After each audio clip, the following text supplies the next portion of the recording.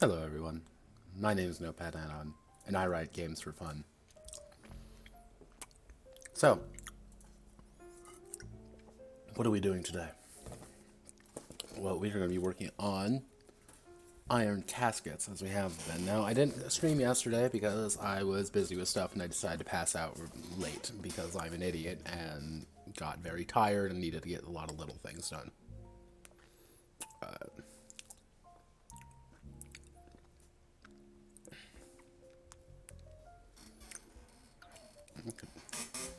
My phone's been very quiet lately, so I haven't been able... So I don't know why it is, because I'm receiving messages late, and it's weird. I don't like it. I need to fix it. But, we're working on Iron Caskets today, as always, and... one of the main reasons why it took me a day to do this is I wanted... Excuse me. As I die a little on the inside.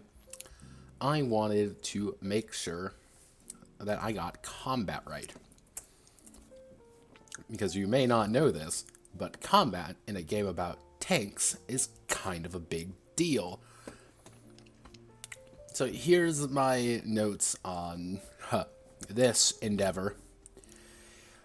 And you also may notice Hearts of Darkness is open here, and you may be wondering, but why, Notepad? Why is this open?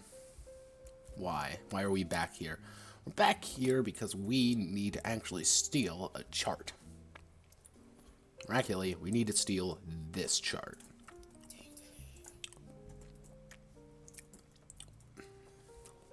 Actually, what I can do is I can just do this. Da da da da da, go me.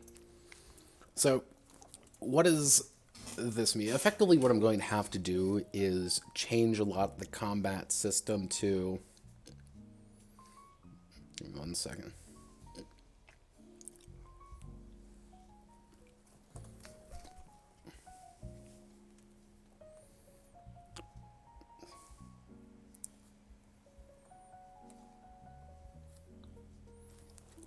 Just reduce the sound so I can actually hear myself think. Alright. It's one of the things with tanks in general, and one of the problem children is that, like, a tank can't dodge. You know, it's not a reactive combat system as something like a fist fight would be, or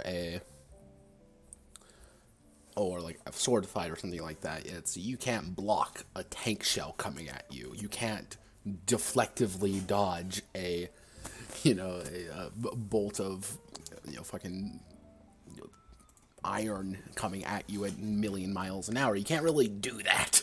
It's not a thing you can do. So you have to have a system in place to facilitate. It's up to the shooter to hit you rather than you to dodge the shooter. Some games can get away with that, something like D&D, for example. That's fine. That reactive system works.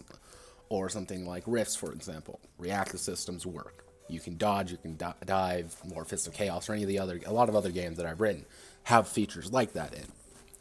This doesn't, and it really needs to not have it in due to what the game is. And also, we see here, if I scroll up a little bit, I also got what damage does. So effectively, how damage works is when you shoot something with your cannon, your main gun, you're going to do amount of damage depending on what size it is, whether it's going to be light, heavy, or medium. And you're going to roll 2d whatever the dice is. Actually, if I really wanted to just use d10s, I could probably just use just d10s, but I'll digress. Is you're going to do X damage to the target. Pretty much, you're going to do damage to the target. If your damage is greater than their armor, the round penetrates.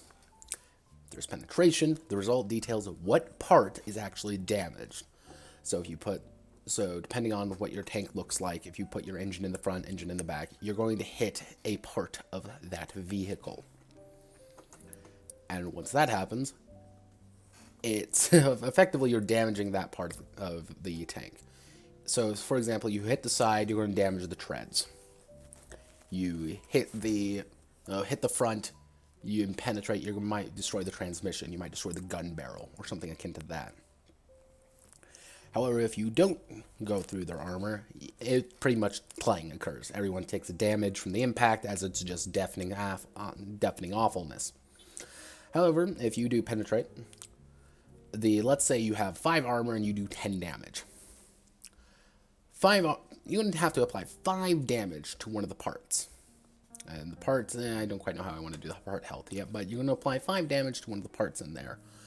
And once that occurs, if that part is destroyed, you have to process what the hell happens, and then you distribute the rest of the damage to your crew. Or you can just distribute the damage to your crew. All crew members only have 5 hit points. So getting clanged actually really sucks, because you now have to distribute pretty much 5 hits to everybody, because everyone's kind of getting deafened by it, and everyone's slamming their head against things in shock, awe, and horrifying destruction. But let me just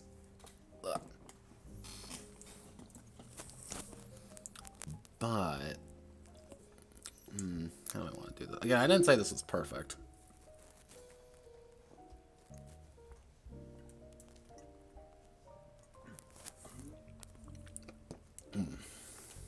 Okay. But I think I'm going to stick with 2d6, 2d8, 2d10. I think that works.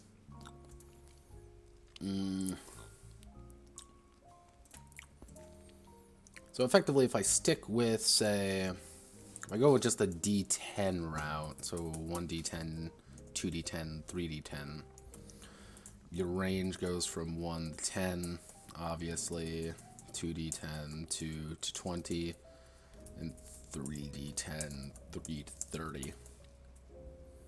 But if you stick with 2d6, it's 2 to 12, 2d8,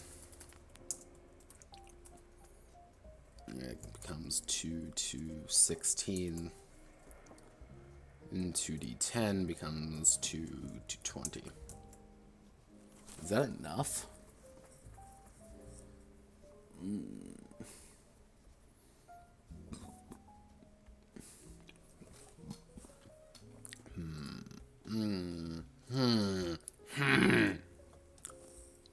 Yeah, welcome to the wonderful world of combat design. I thought I, ha-ha'd my way through this and suddenly figured out the answer to all my problems in my life, but yet again, I find myself not being able to. I'm gonna go with the 2d6, 2d8, 2d10 route. Is that a good idea? Let's take a look at the tanks again. I did do a little bit of redoing the numbers on this. I added more hard points and a little bit more armor. It's because I doubled armor, so it's 2, 4, 6 now with extra, and everyone got 2 plus 2 hard points. And silhouette's 2, so 0, 2, 4, 6. Mobility is 4, 3, 2, 1, and hard points 6, 8, 10, 12.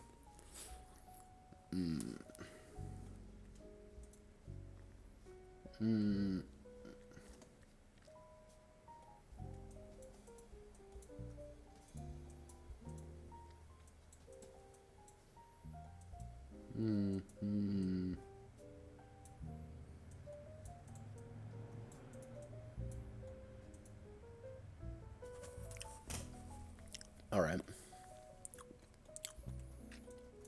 I'm actually going to go with that. I'm going to go with the 3d10, 2d10, 1d10 route.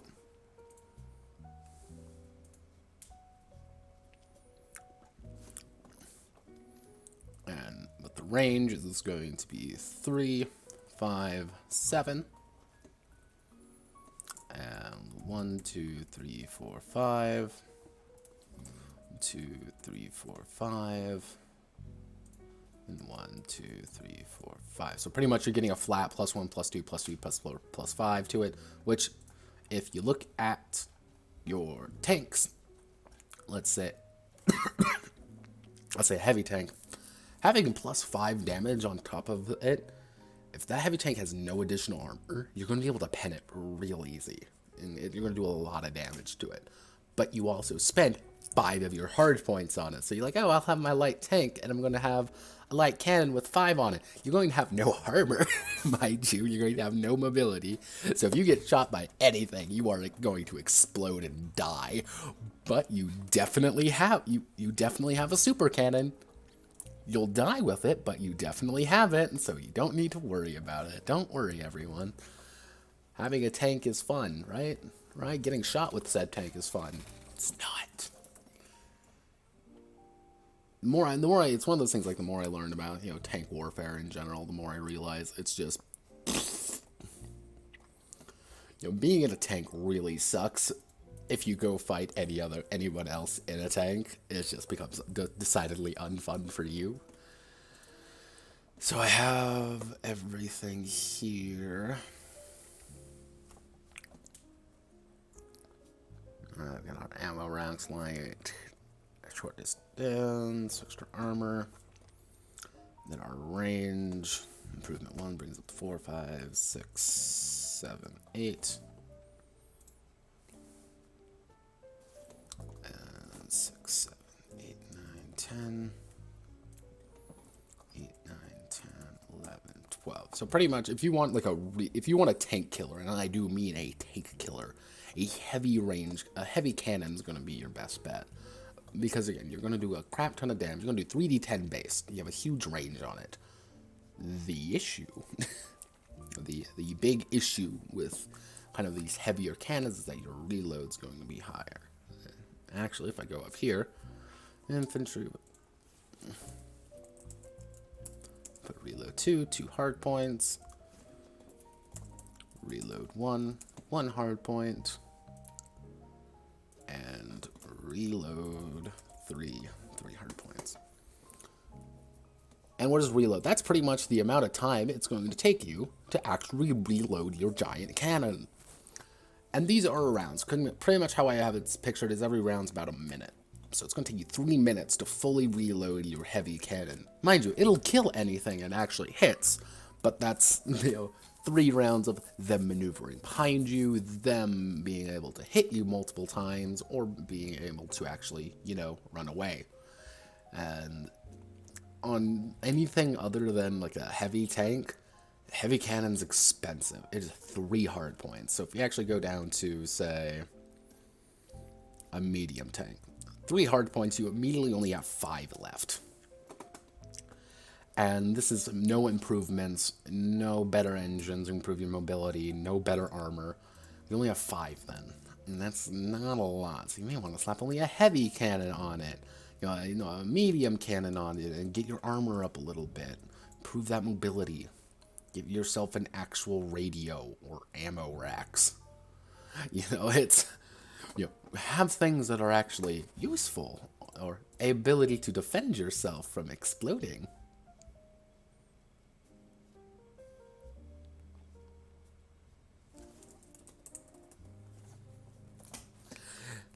Because, fun fact, kids, having your tank explode, not very fun.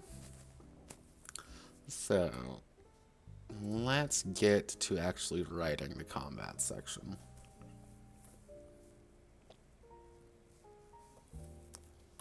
Okay.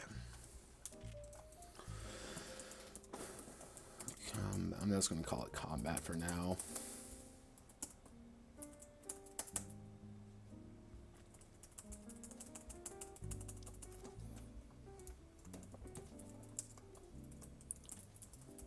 Actually,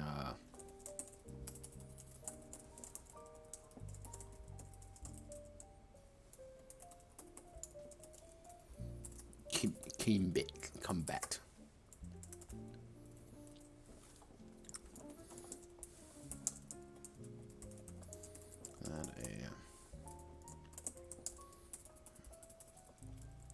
That the company will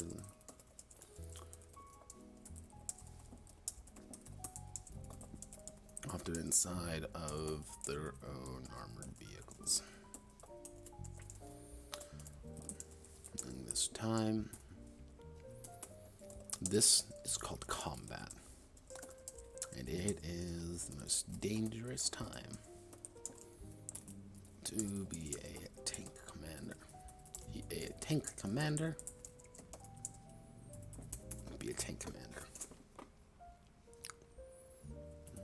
As well as their crew.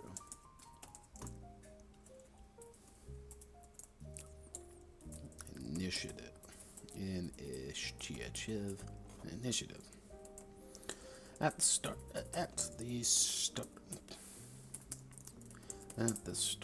of every round.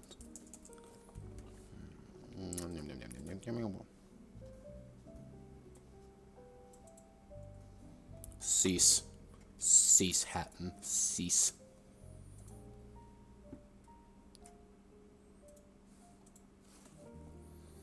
Start of every round, a tank command rules their tactics.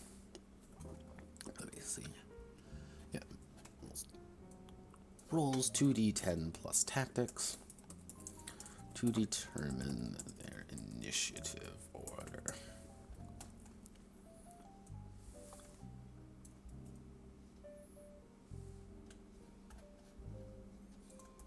The crew with the highest initiative acts first in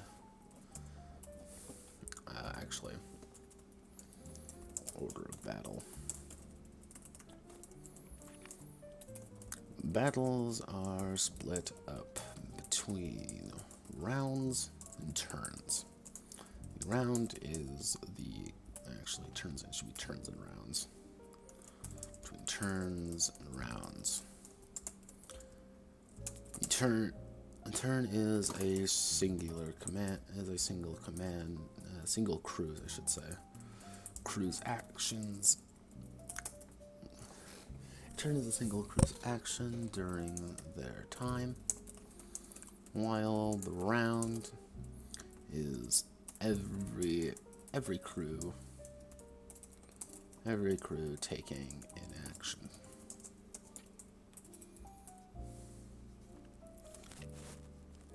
I'm taking action.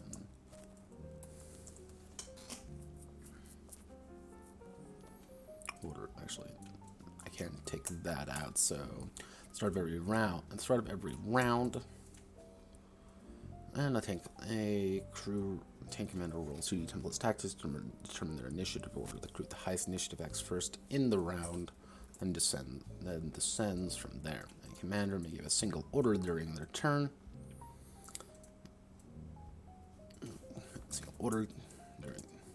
Commander may give a single order during their turn to one of their crew members.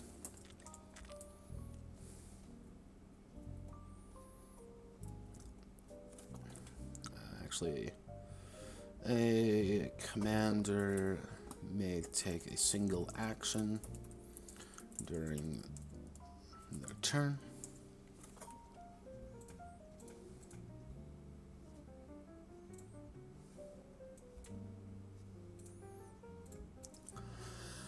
A commander take a single action during their turn. If the crew's cohesion is high, they may take additional actions. Every crew member may only act once, however. Now, what is that? What does this mean? You know, every crew member can only act once. So I can't have, if I have a 3-man crew, I can't have the loader do 3 things. No. I can't have the gunner do 3 things. No, he's going to do 1 thing. I can order them to do 1 thing, and then if I have any cohesion, they can start doing other members of the crew can start doing things.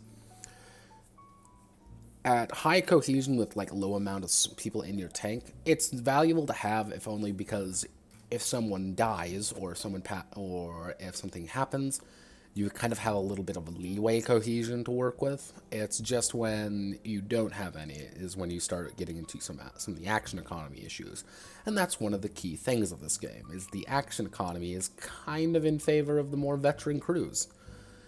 But of how this game is set up, your veteran crew is just as vulnerable to getting shot as your newbie crew. And the higher, pretty much the more successful you are, the more actions you're going to be able to get. But again, everyone's super fragile. So if everyone's fragile, everyone can lose their cohesion really fast, but also gain cohesion very fast. It kind of balances itself out slightly. You still don't want to be a light tank versus a heavy tank in the open field. You don't want that to happen because you might get sniped off immediately. But if you have a really experienced light tank crew versus a really inexperienced heavy tank, yeah, you might get dinged and explode, but you may be able to maneuver around them before they can even do anything. Oh, God, my back. Alright. This also helps with people with larger crews, let's say super heavy tanks that may have 8 crew members. You're going to be able to do a lot of different things with those kind of tanks, rather than a smaller one. That's kind of perfect. Like, there's only so much you can actually do in a small tank in a span of about a minute. Actually, I should put that. Every round is roughly considered to be 1 minute, 60 seconds in time. Why did I choose 1 minute? Because, like it or not, tanks don't exactly go the speed of sound. Like, this isn't like rapid fire, second by second, tension. This is, we have a couple seconds to, take an aim and shoot, but it's, well, let's reload. And if I were to do like 6-second rounds, yeah, like modern tanks, that would make sense, a little bit more sense, but older tanks, yeah, it takes about a minute sometimes to reload these things, and it's that tense moment as you're desperately trying to loot the goddamn shell and hope to God everything's working, and oh God, I don't have enough time, oh God, they're gonna shoot. It also kind of justifies having a lot of actions take place in a small amount of time. No, a large amount of actions taking place at the same time, because again, it's about a minute worth of things going on. It's the driver accelerating, it's the loader loading, it's the gunner hopping on the machine gun and opening fire. There's a lot of different little things going on.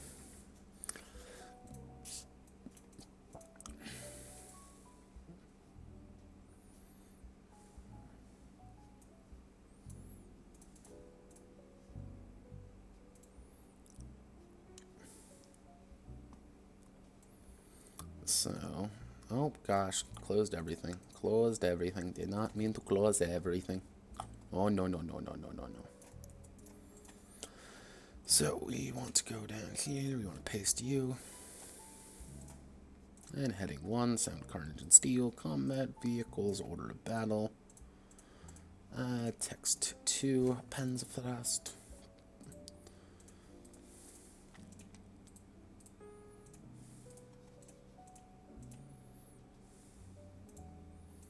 Okay, so we have our order of battle done, and now we're going to have to deal with actions.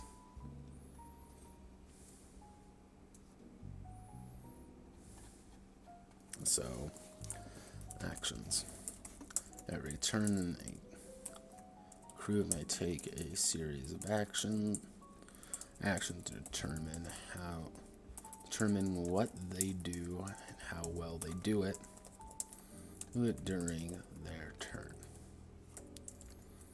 An inexperienced crew. The experienced crew will be operating slower and require more time to perform actions, while an experienced crew can work seamlessly in their machine.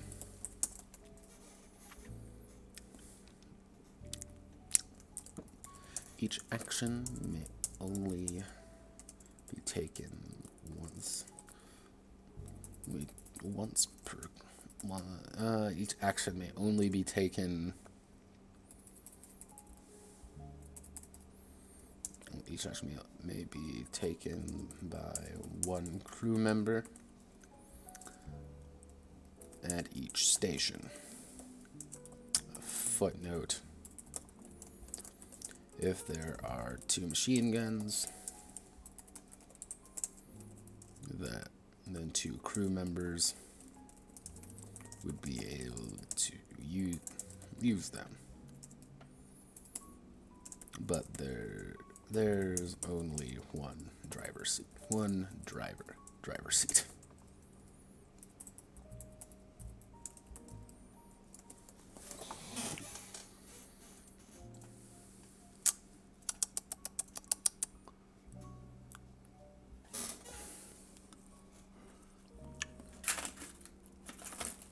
You off to the side. Oof.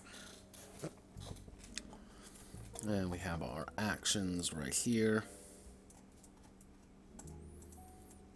Increase speed.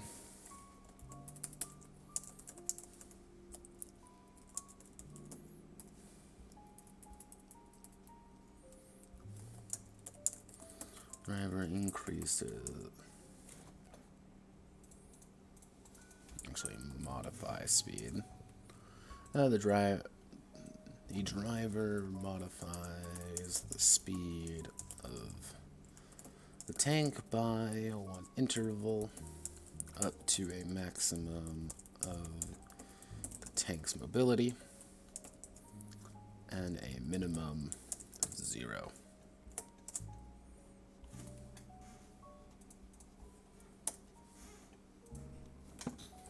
Footnote: if a crew wishes to go in reverse, they must come to a complete stop and then begin to reverse.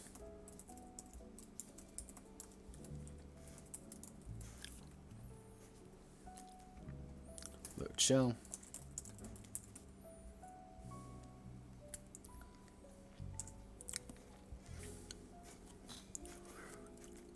The loader loads a shell into the main cannon to be fired. If a new ammo type is selected, they must roll a 2d10 plus loader with a target number of 10 to successfully switch out the ammo.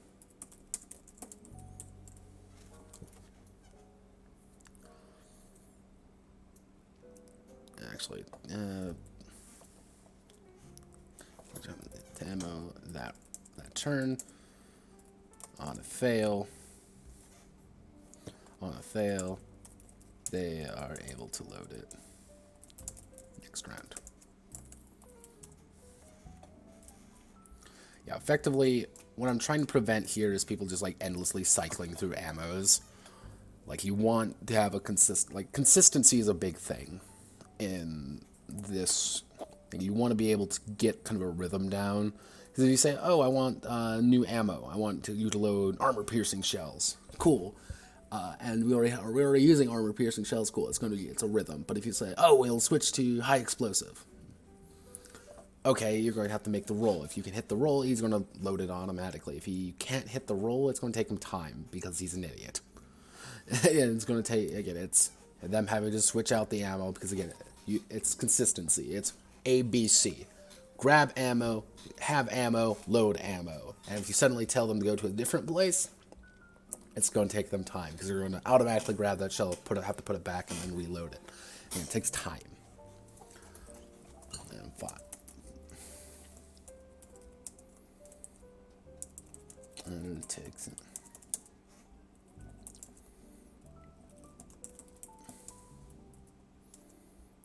And fires the main gun. And an enemy.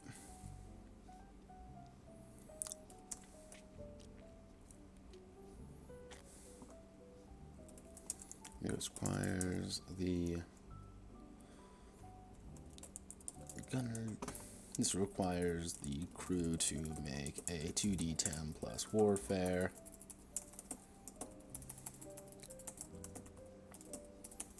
warfare plus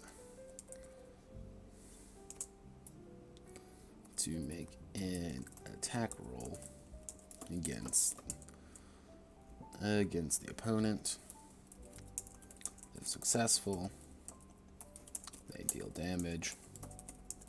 If they fail, they miss. Fire machine gun. A crewman opens up with one of the machine guns on the tank. And they will deal damage to infantry in that area. They will deal damage to a chosen infantry squad. Hard turn. Either takes a hard turn, not needing to spend the movement to take a turn. Because remember, if you're going forward, you were going forward. Take a aims main gun at the desired end.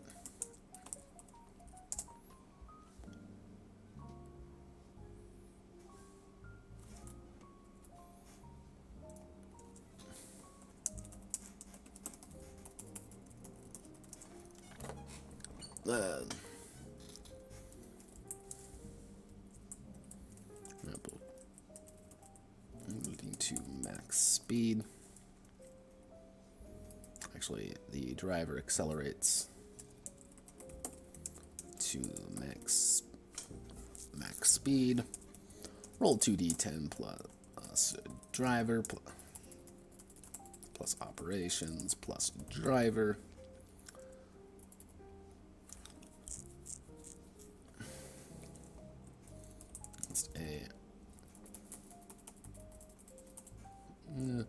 With a target number dependent on the location and on the current terrain.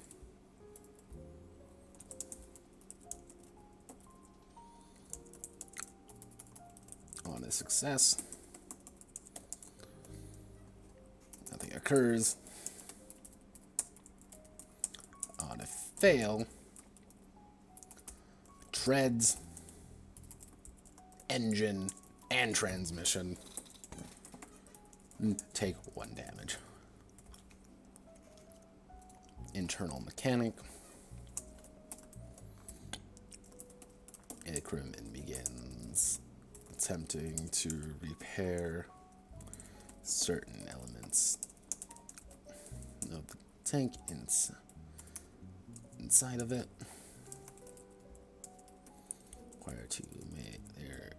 They are required to make a mechanic check, and they will repair. God, what am I trying to say here? And they will repair a number of systems by 1. They will repair 1 damage for every 5 they roll. Footnote: rolling a 15 would allow 3 damage to be repaired. Wow, Notepad, that isn't a lot. Yeah, I know it's not a lot. It's not supposed to be. This is kind of the desperate, oh God, please fix things. Oh God, we're on fire. Please fix that. Oh God, oh God, oh God. That's what this is. Internal mechanic is kind of your desperation move of, we need to get the engine back working, please. Oh God, help. While external mechanic is your ability to actually do some major repairs as well as repair your treads.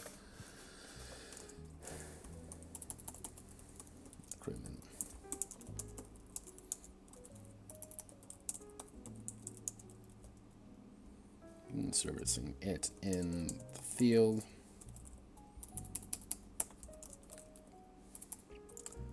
Tank is rendered immobile. And the crew rolls a mechanic check, repairing 2 damage for every 5 they roll. Footnote, rolling a 15 would allow 6 damage to be repaired.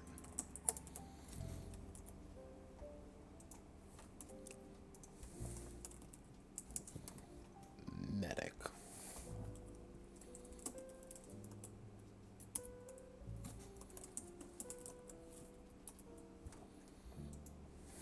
Call support.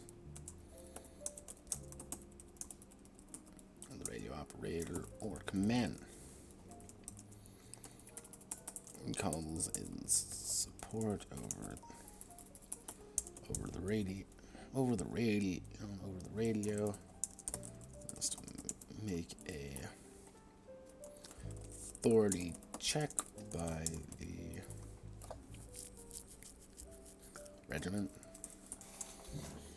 Let's make an authority check by the regiment's support target number. On a success, they are able to call in support.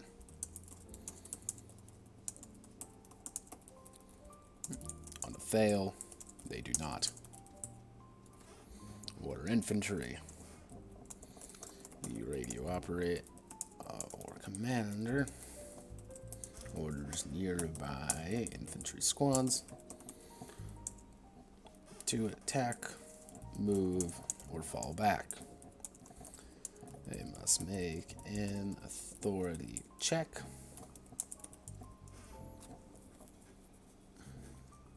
You must make an authority check of dependent on the number of squads times 5. So pretty much if you're ordering 3 squads to fall back, it's going to be target number 15. If you're trying to order 2 squads to charge forward, it's going to be target number 10. If you're trying to order 5 squads to do something, then most likely there is... actually, here, what I can do is I can share...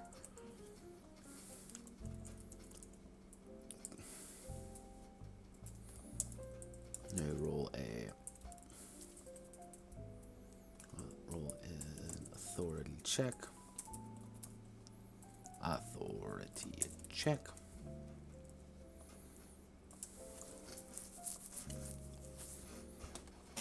And can order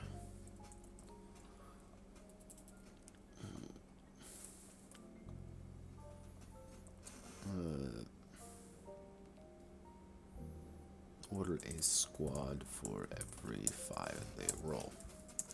Footnote, rolling a 15 would allow 3 infantry squads to be ordered. Medic.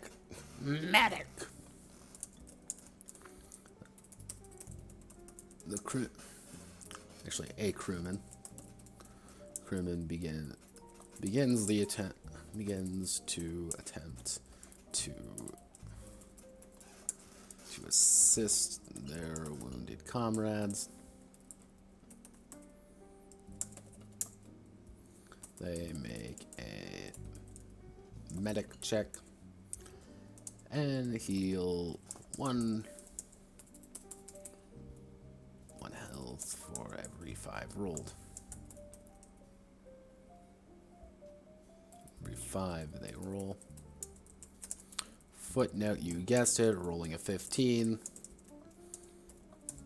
would allow 3 health to be restored across every squad, every crew member.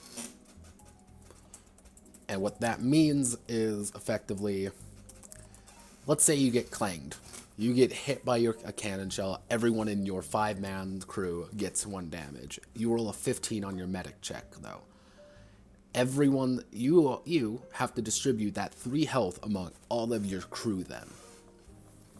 So it's like, okay, driver gets 1, commander gets 1, and the medic gets 1. But, you know, you're not worrying about the gunner as much, or the machine gunner.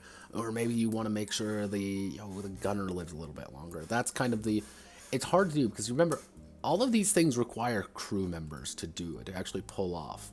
So you need to make sure you're managing that action economy well. Because if you're not, well, it's a good way to end up not living. Crew member.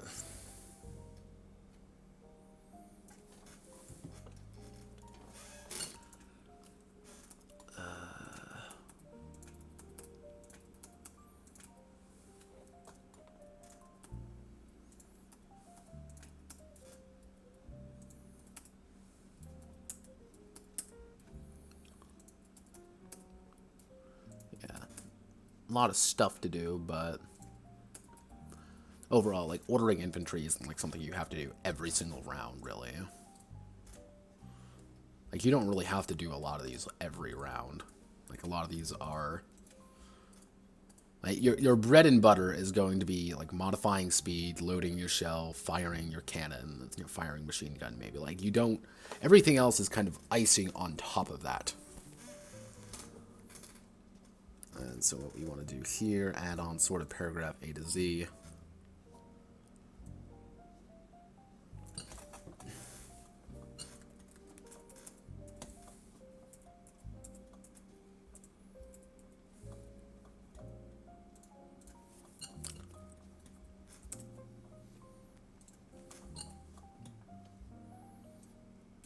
In case you're wondering, yes, I am doing this. Why? Because I think it looks better.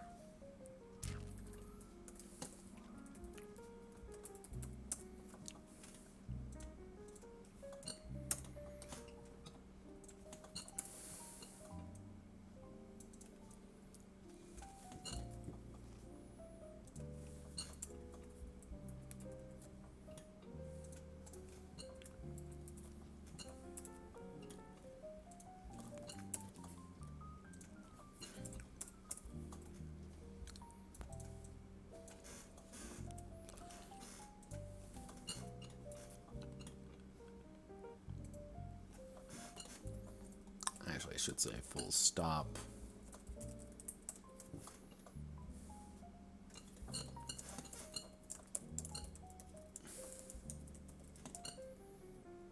Immediately stops all movement and reduces speed to 0. There's 2. Fires a driver check at target number 15 to avoid applying 2 damage to the transmission. Now, I'm going to actually have to go up above and fix a thing about how health works.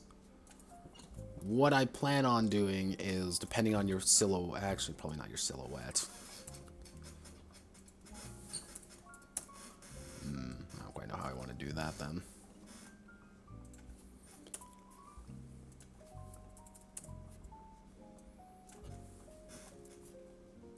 Because pretty much every part needs to have health as well, in addition to everything else.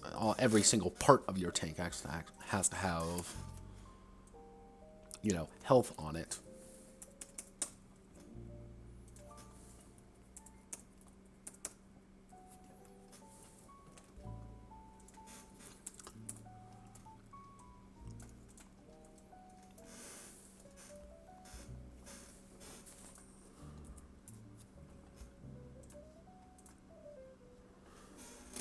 Oof. Oh, God. Yikes. So, let's see. Yarg. Okay. I know this isn't exactly the most pulse-pounding information around, but hey, it's working. welcome to development of a game, which is, I think a lot of people think like, oh, deving games is really fun and exciting and you get to do all the fun stuff, but no, it's a lot of it is this. This is game development, everyone. Hope you all have fun with it. If you have any questions, don't hesitate to ask. I mean, I'm always available. And if in case you're like, I have no way to reach you, and I don't have it, like, if you know me, you know how to get a hold of me, kind of thing.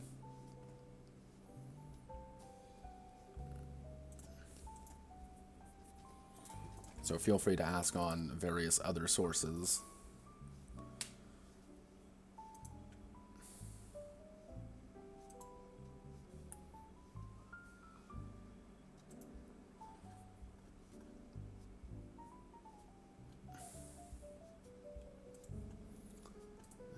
Come to A. And finally take aim.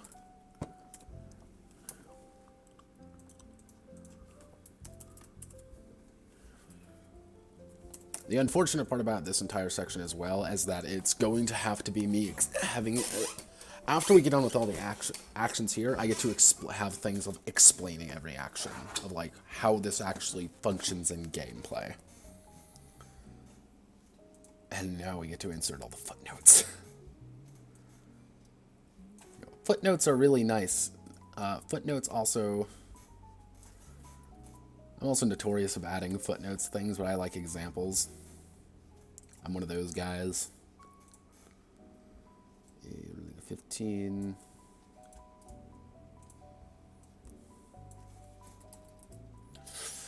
Rules mechanic check.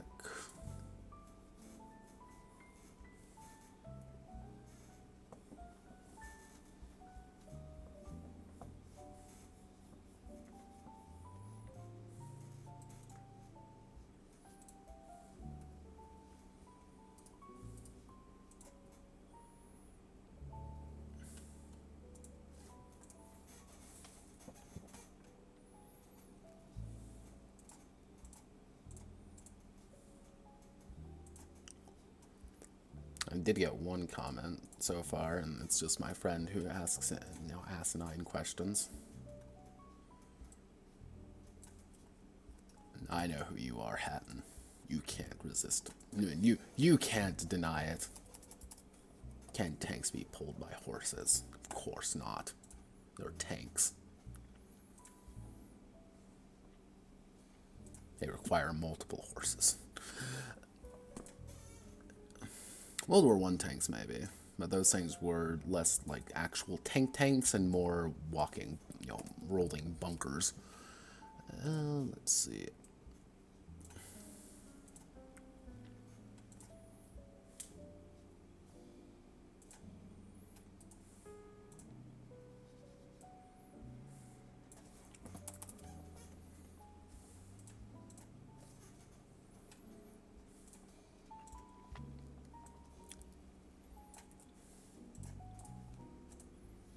Alright, so we've got this part done. Is everything the way it should be? Yes, everything is the way it should be. I hate this a lot. You have no idea how much I despise this. Because it's not... there we go. Let's put a comma there. Comma. That the crew... Mechanic check, right? 5, they are all... Turn station. Tank command will always add their attribute to every roll. If one to every check if one is called. Checks can be either referred to by the commander's attributes or the crewman's skills.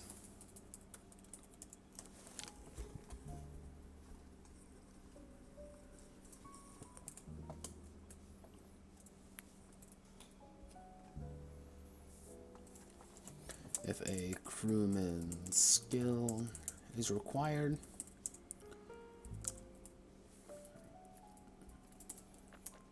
actually, if a skill is required, then a crewman must possess the skill for the action to take place. So if you don't have a medic, you don't have anyone trained in being a medic, you're not going to be able to use the use medic button. That's not a thing you can do.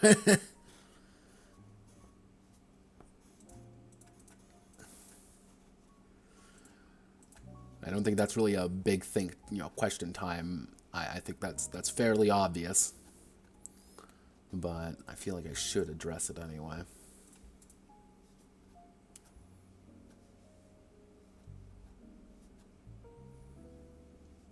Let's see. Alright, now we get to do the fun part.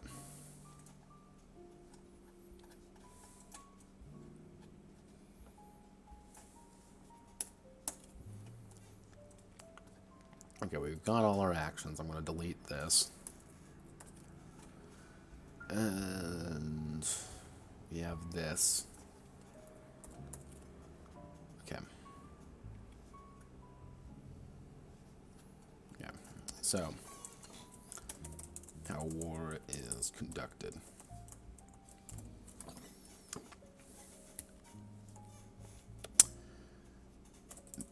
Told the actions and having them work in play is two separate ideas. This is no different in Iron Caskets.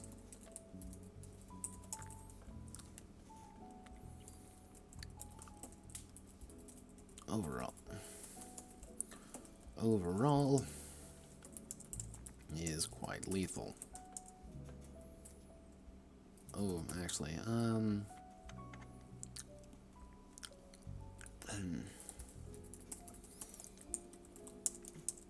in tank warfare, actually, armored warfare goes to the first to act and fire. With lethal consequences for those who underestimate the power of their enemy.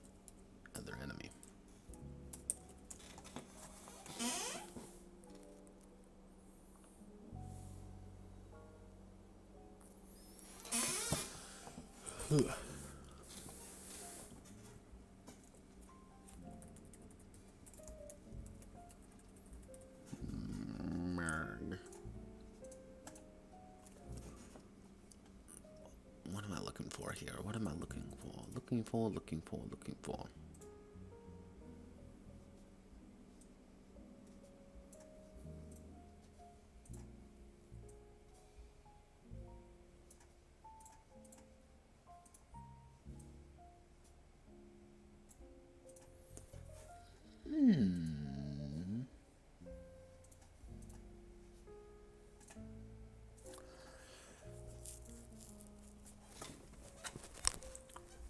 With lethal consequences of those who underestimate the power of their enemy.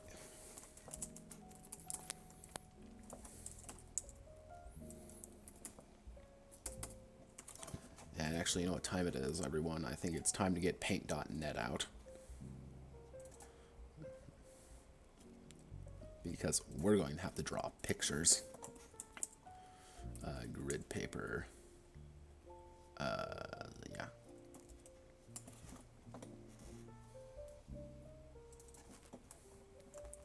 Hex grid.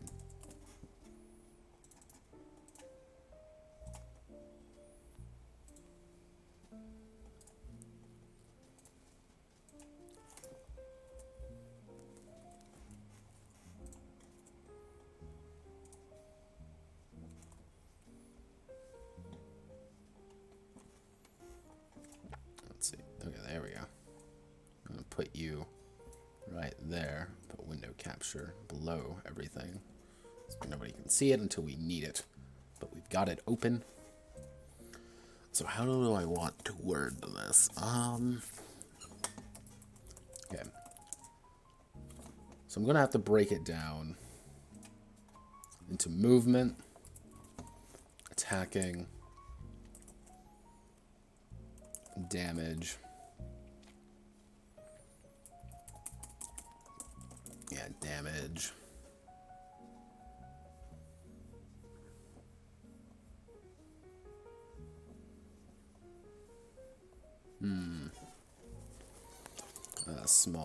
Small arms, infantry fire,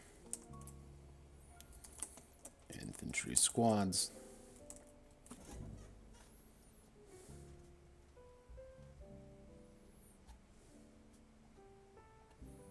Let's actually take a look at our preliminary notes. What do we need to worry about? Combat, long battle skirmishes, infantry support. Okay.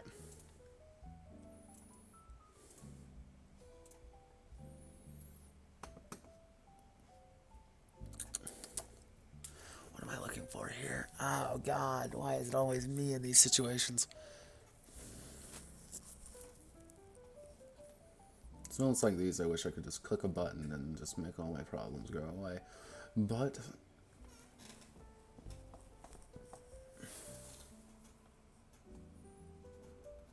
that would be far, far too easy if I were to be able to do that. It's actually...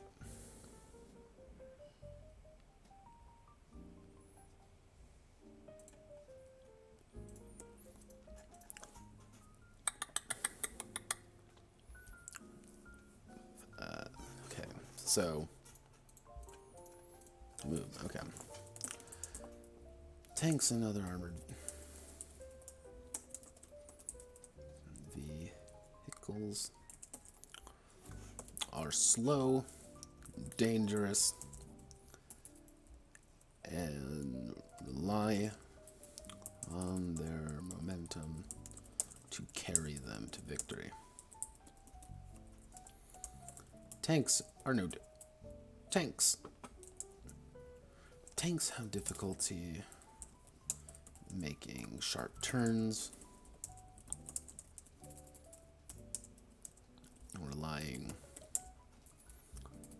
on sharp turns or chasing enemies in anything other than another tank. You can't really catch someone in who's, in a car in a tank. But you are also in a tank with a cannon on it, and you can just shoot them and blow them up, probably, because they're in a car and you are in a tank. But like a straight land race, yeah, you ain't gonna win. But that's not the point. The point isn't for you to be able to just win automatically. The point is that you're able to move quickly, and you're able to shoot people with your giant gun if you need it.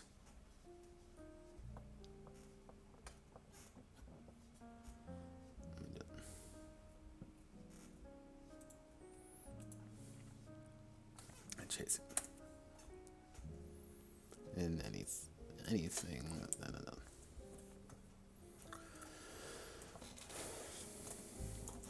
Things maintain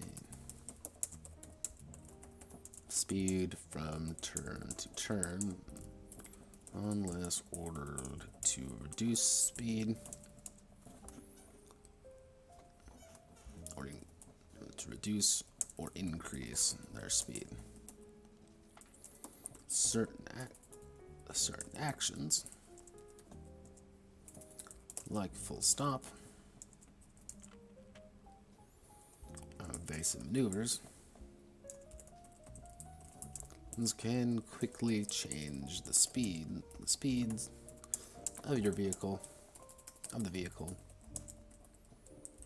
at the cost of wear and tear.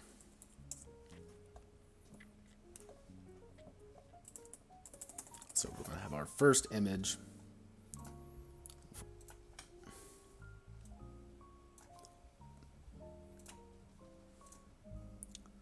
So we're going to blow this all the way up. We're going to need our first image of man in tank. Let's see.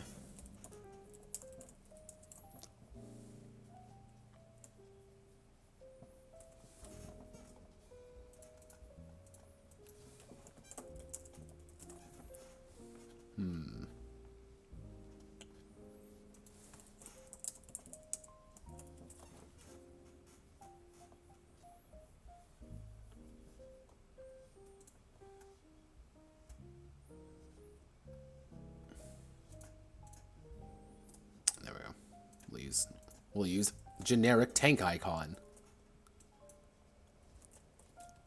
And by that I mean we're going to have to go and open up a new one. Zoom in all the way. Hit our magic wand tool. And delete everything there. Delete everything there. Da, da, da, da, da.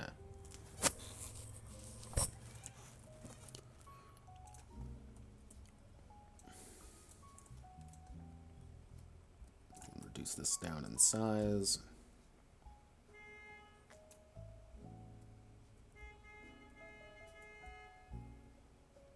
I don't know what that is, by the way. But someone's making awful, awful sounds.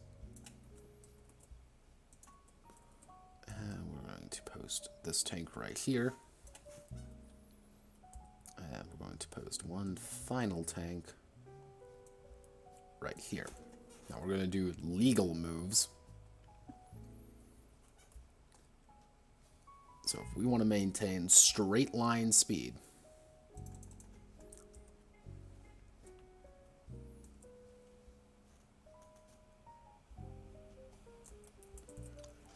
actually I'm going to change this to an arrow. Change this to green. Like, yay, we like this. Even though it looks like I've done it completely wrong. However, this is not a legal move.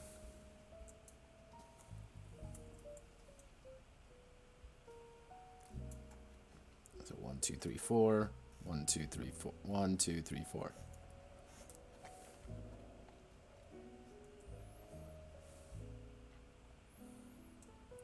And you, of course, are the sort of legal move. 1, 2, 3, 4. There we go. These are our 3 moves.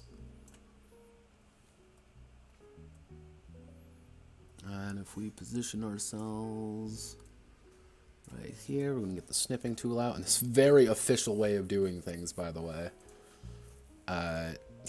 You may not know, you may not see it, but this is what peak game designer looks like. Otherwise known as this fucking disaster area and a half. So we want to select it from here, go all the way down to about here.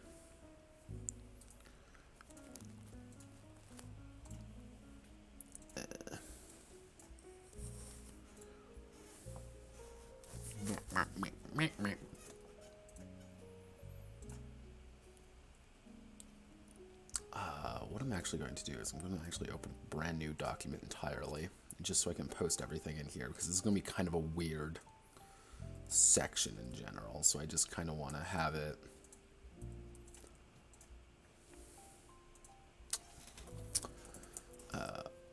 when making a turn. When making a turn, it requires 1 movement to make the turn, unless a hard turn action is used. Like full stop, basic maneuver,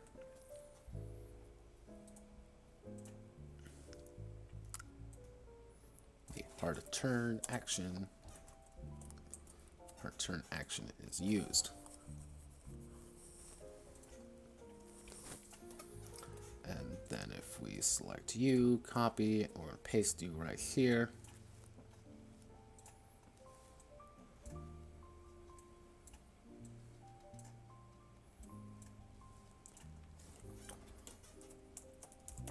On the following sheet. Consulting the picture here. The green line. Yeah. All 3 tanks are at mobility 4, moving at speed 4.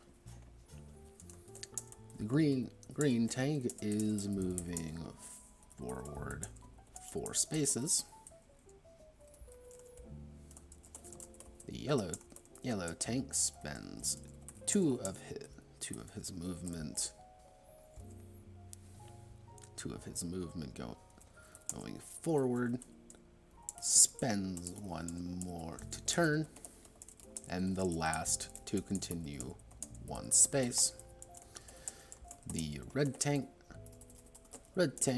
commits. Tank is either making a legal move, as they are moving 4 spaces, or they've used the hard turn action to make their full movement as well as their action. The full movement as well as their action.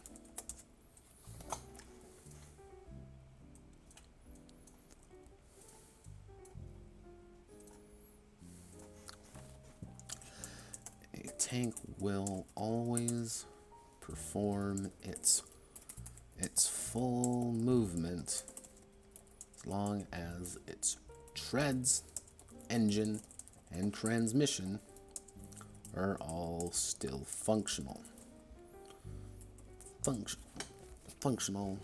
on its turn. Actions can be committed to any time during their movement, but they will finish their movement regardless.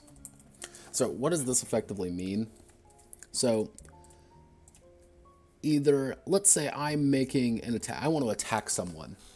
The green tank can technically make an attack at any of these points he wants to, but he's going to have to finish the move regardless. He's always going to end up at this 4th square, regardless of what he does. He can take the shot right here and then move, or he can move all the way and then take the shot, but he's going to move.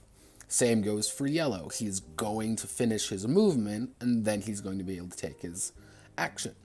Red, on the other hand, has already taken an action, because, again, he had taken his action right here. He is kind of during the... Actually, let me see if you can actually see it. Yeah. He's taken his action right here. That's his go. Unless he has squad cohesion, which he's allowed to make other actions, he's already used his.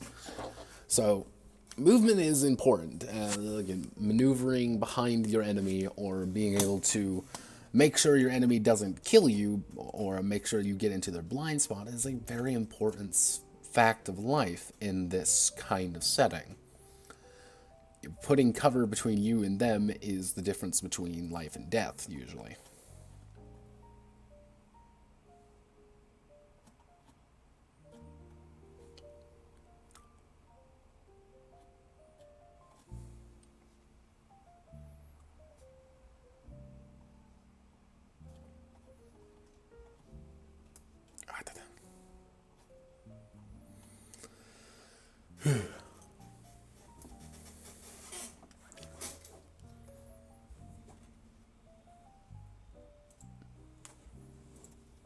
Just go there. All right.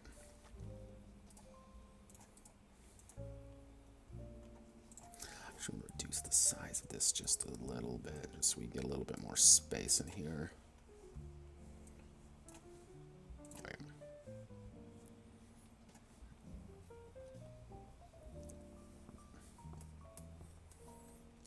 Okay, so we've gotten movement down. So now we need to do with attacking.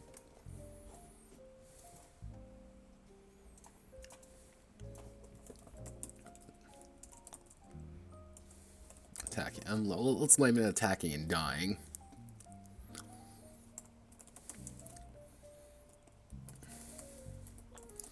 When the vehicle has been positioned, the shot is lined up. Being positioned, how do you stop your enemy? How do you stop the enemy? How does one stop the enemy enemy from destroying the crew. Attacking them first. An attack action in Iron Caskets is performed in one of 3 ways, depending on which gun is being used. Main gun, machine guns. Actually, one of 2 ways, depending on which gun being used. The main gun being used, comma, the main gun or the machine guns. Main gun. The main gun of the tank is its most essential component in warfare. Shooting high velocity rounds directly into the chassis of enemy tanks. Vehicles, and infantry.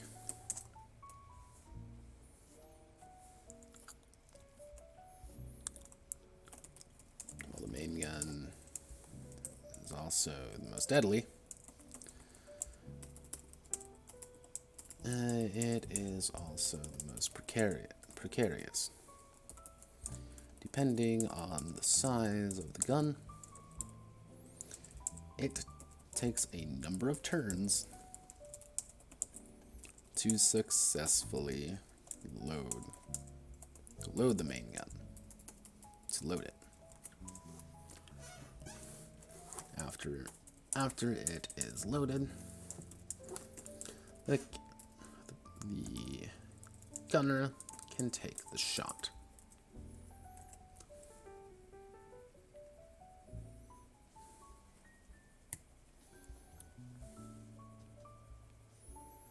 After it is loaded, the gunner then has to aim it.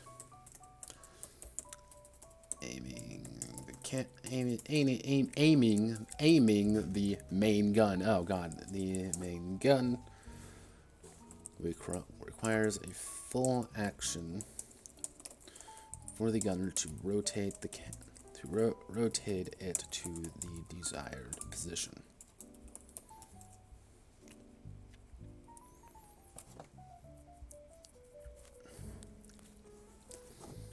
Experienced crews.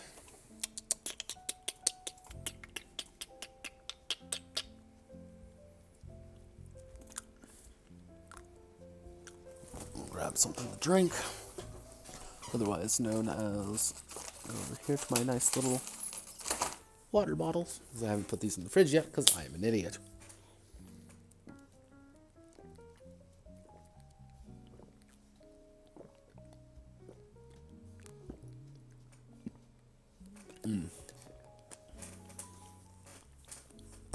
Delicious water. Become one of the hydro homies.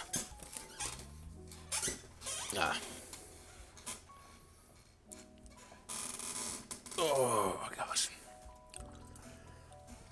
Man, reflection.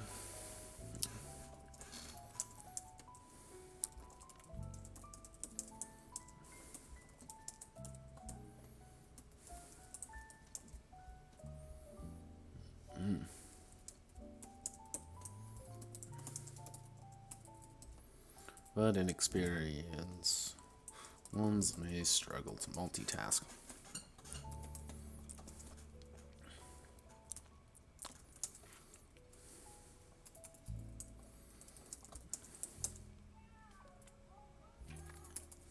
And Now we get to bring back the window up here, and we get to explain how aiming works. So we're going to exit out of this.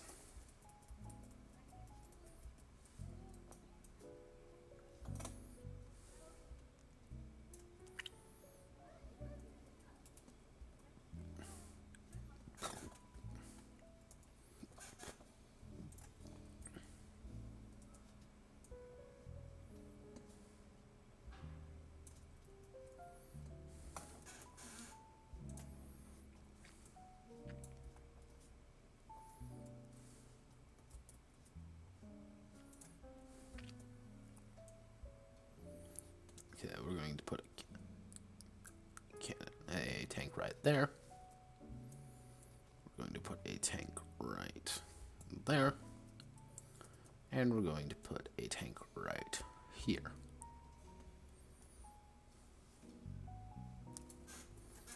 So, our boy, let's assume his cannon is aiming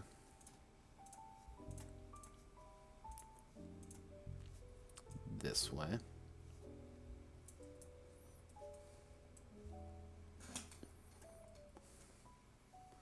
So if we want to do this right, it would technically be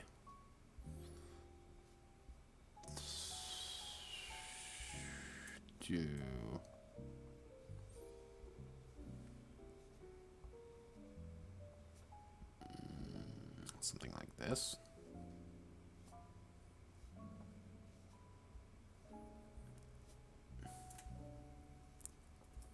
Actually, it would be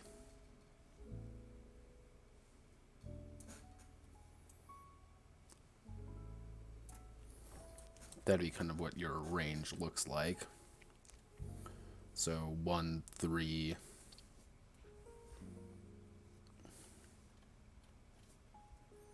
So if you follow the lines, goes over 2. So technically, it would be like this. So 1, 2, 1, 2. Yeah, and then that forms a perfect triangle.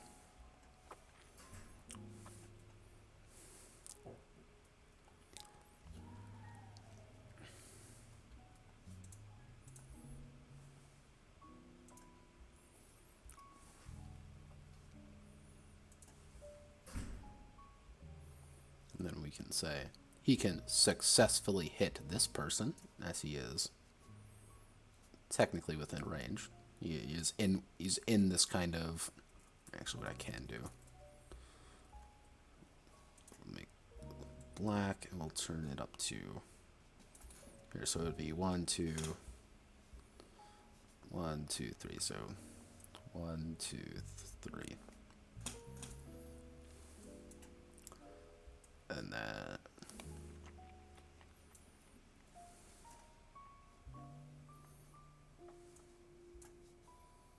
but he cannot hit him, nor can he hit him.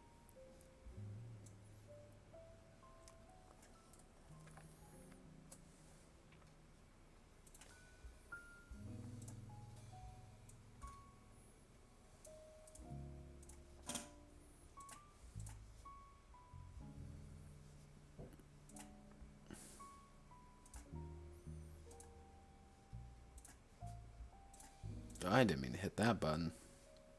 Oink. Okay. Let me exit out of here.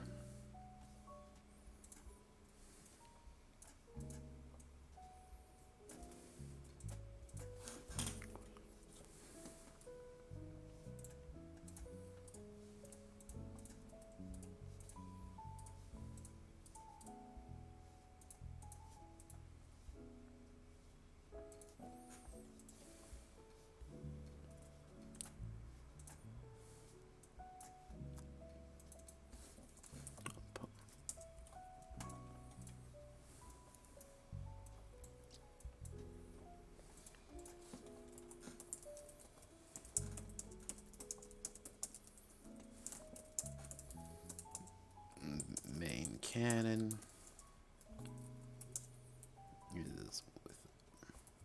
is within range and able to strike the tank with the green line going toward it. But the tank is unable to shoot either of the red tanks. Of the tanks with the red line going toward them, as they are not within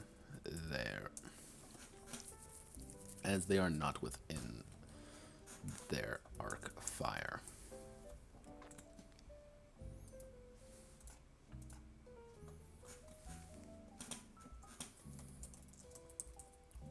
Once aimed, the range of the cannon is determined by the gun itself.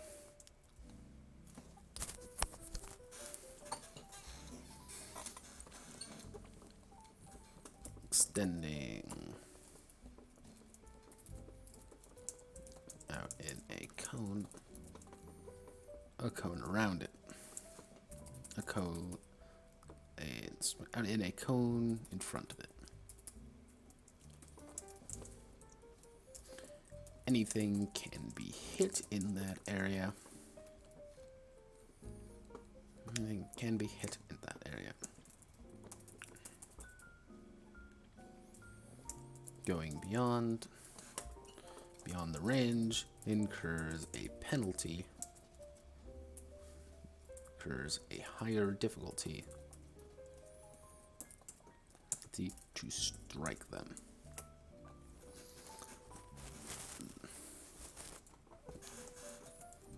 Main gun aiming.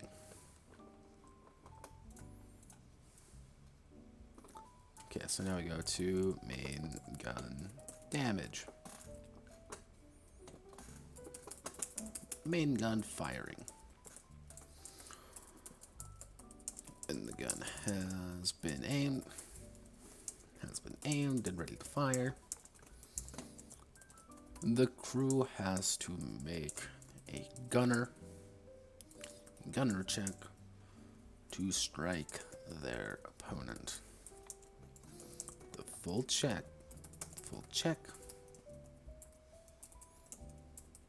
is 2d10 plus gunner plus warfare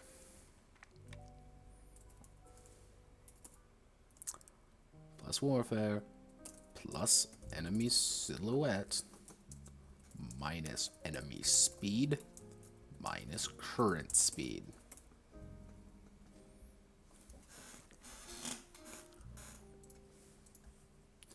Seems like a really overly complicated number, but it's pretty easy once you actually plug in all the numbers. Because if you think about it, it's 2d10. Let's say I have Gunner 2, and I have Warfare 2. The enemy silhouette is 2. They are going 3, and we are going 2. So if we add everything together, 5, 6, it's 2d10 plus 1. That's literally all it is. It's just a lot of little modifiers adding on top of each other.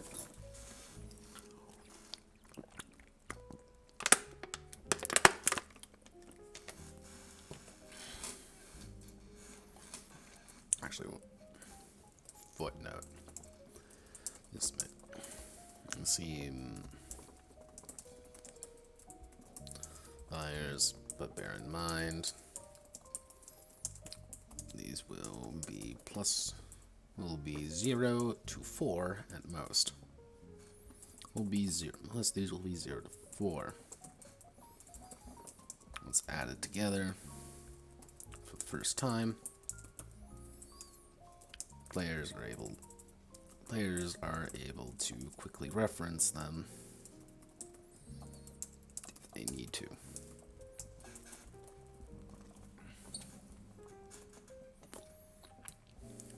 Again, most of these will be 0 to 4. Not all of them, mind you. Most. And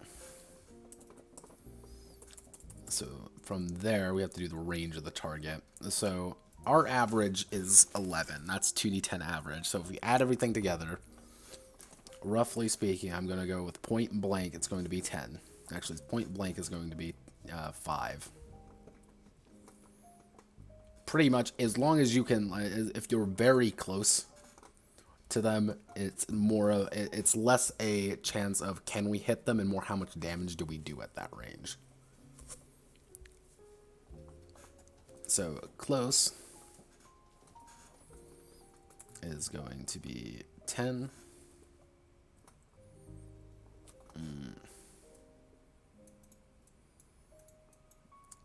Okay, if we are working again, we're working with 2d10. How do I want to do this? So we do the main ranges. What are our main ranges? Let's go back to...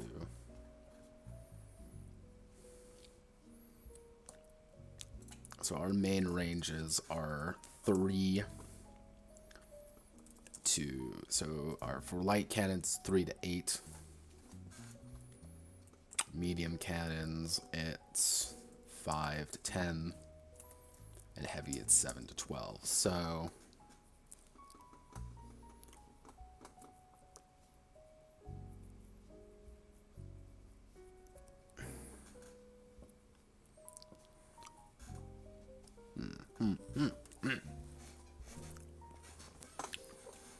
How do I want to do this? How do I want to ved this?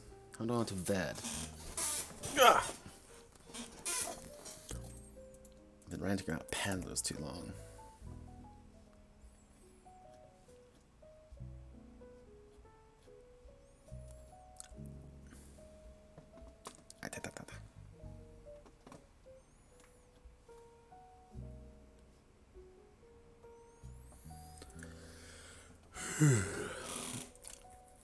Okay, let's keep going.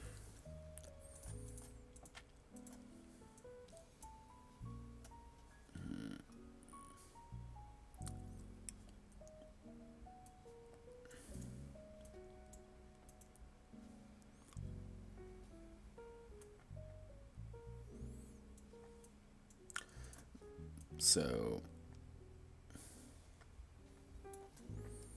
5, 10, 15, actually 5, 10, 15, 20, 25.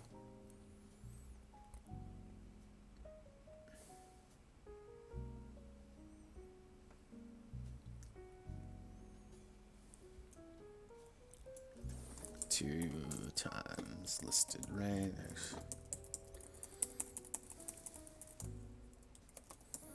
Times listed range.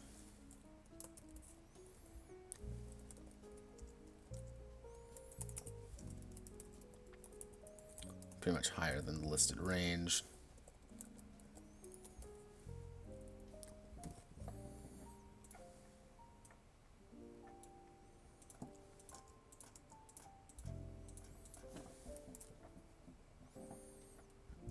Half listed range.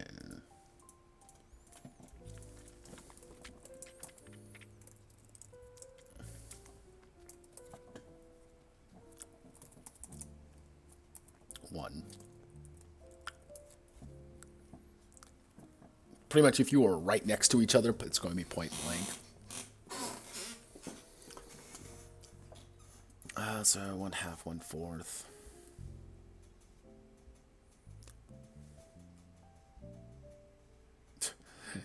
Yeah, here's a bizarre question. What would be 1/4 of 3 then? That'd just be point blank. Yeah, that'd just be point blank then, pretty much. Yeah, that is point blank. That is effectively point blank. So if you're at 3, close, like this does not matter. So you're pretty much just have to worry about long range and point blank. Like there's nothing else. So you're rolling 5s or 20s. Which is kind of appropriate for having a light tank with a light gun. Is you're not really supposed to be doing these long range plunking fights. It's you're a light cannon and you're going to rush up behind the enemy and blow them to kingdom come. Insert innuendo here.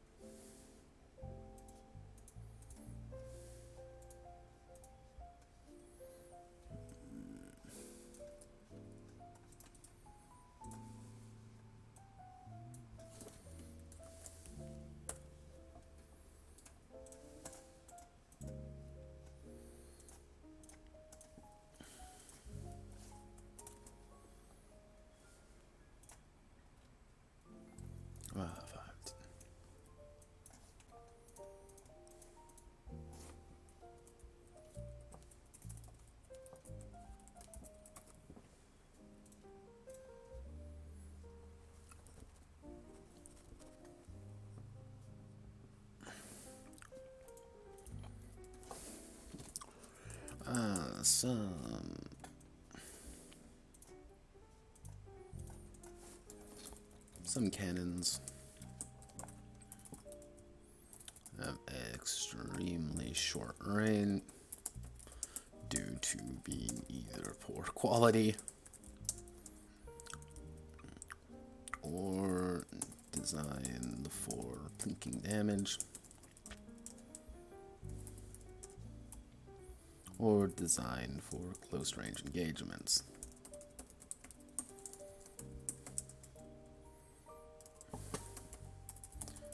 These main gun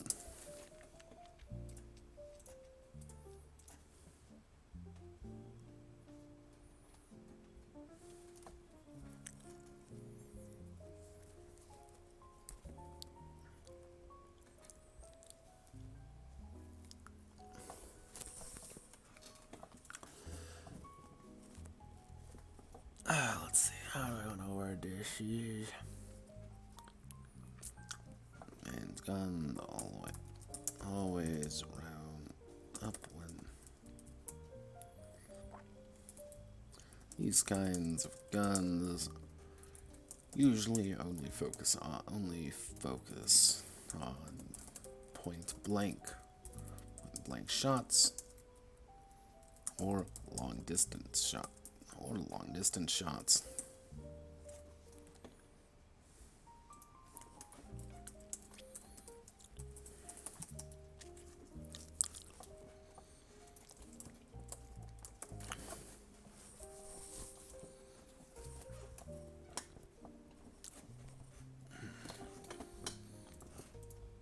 Oh, God.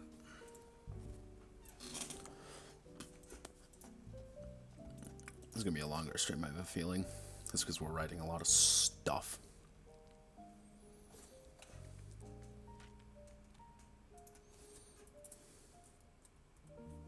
Yeah, I've listed range.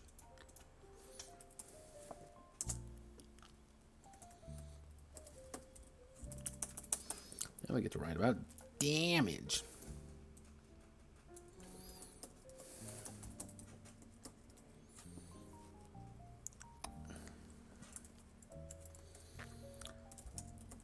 Main gun is rapidly flying toward the enemy. What happens now? If the shell successfully hits the target, then they calculate damage.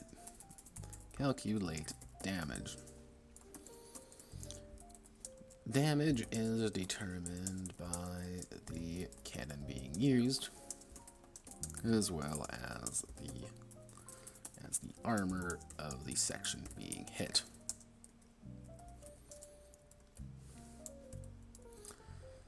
So a light cannon deals 1d10 damage.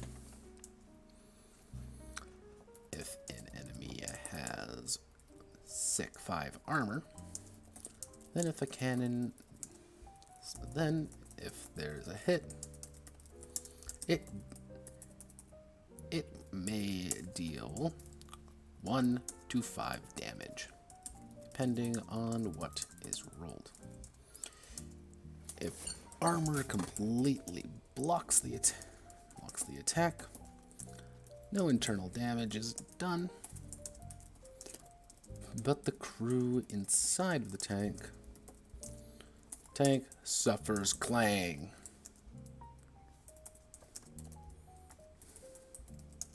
Clang is the term used for the ringing, terrible sounds that come from getting hit inside of a tank.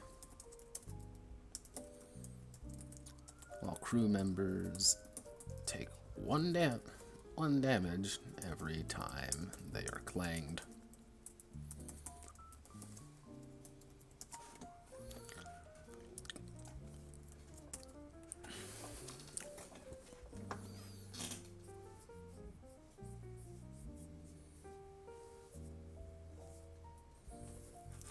Alright,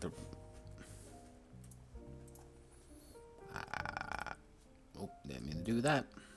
I'm clicking all the wrong buttons today. So, 1 damage every time they are clanged. What am I looking for?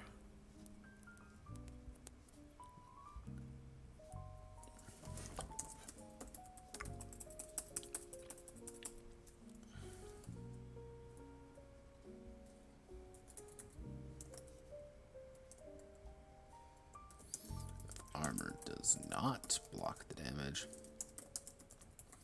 then penetration occurs. Penetration of the armor means that the excess damage is applied to either internal parts, to either the tank's modules, or the crew inside.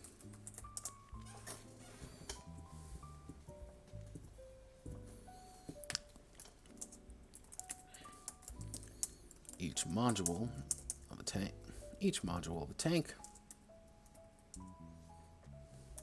actually each module has health equal to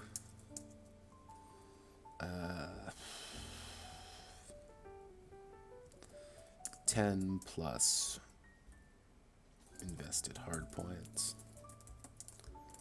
10 plus improvements.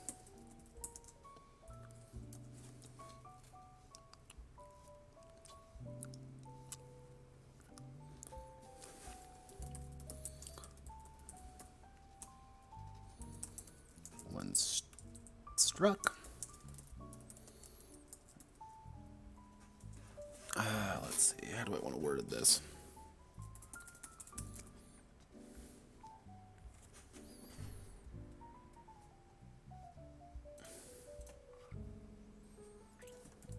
Top down.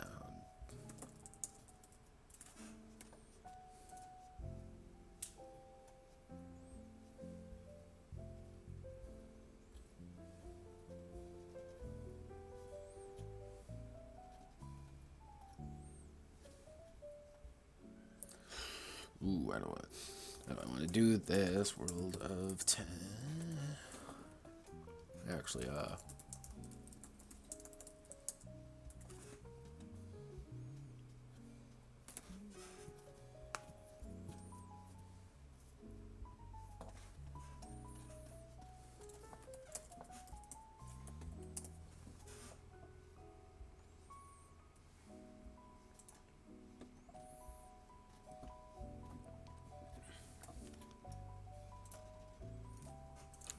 do I want to do this?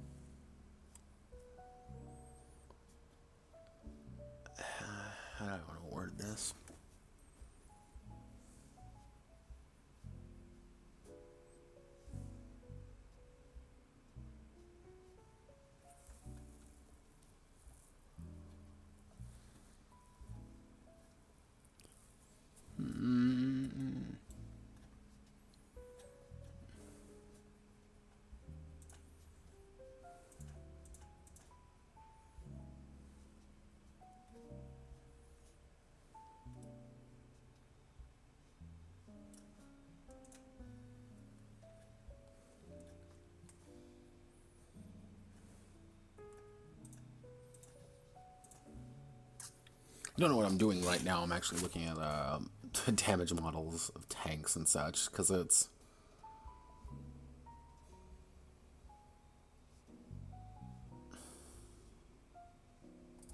Okay.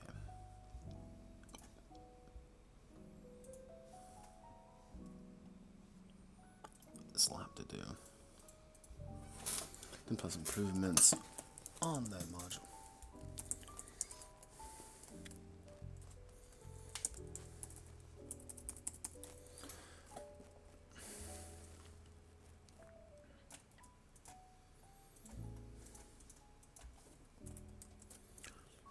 Every time.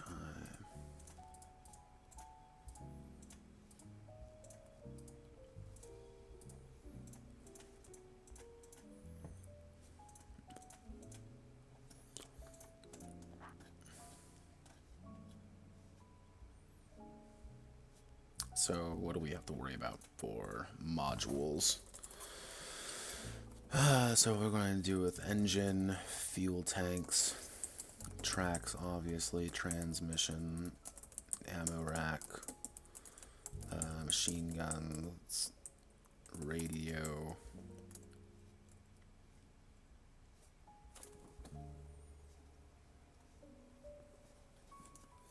cannon breech, main cannon, main gun.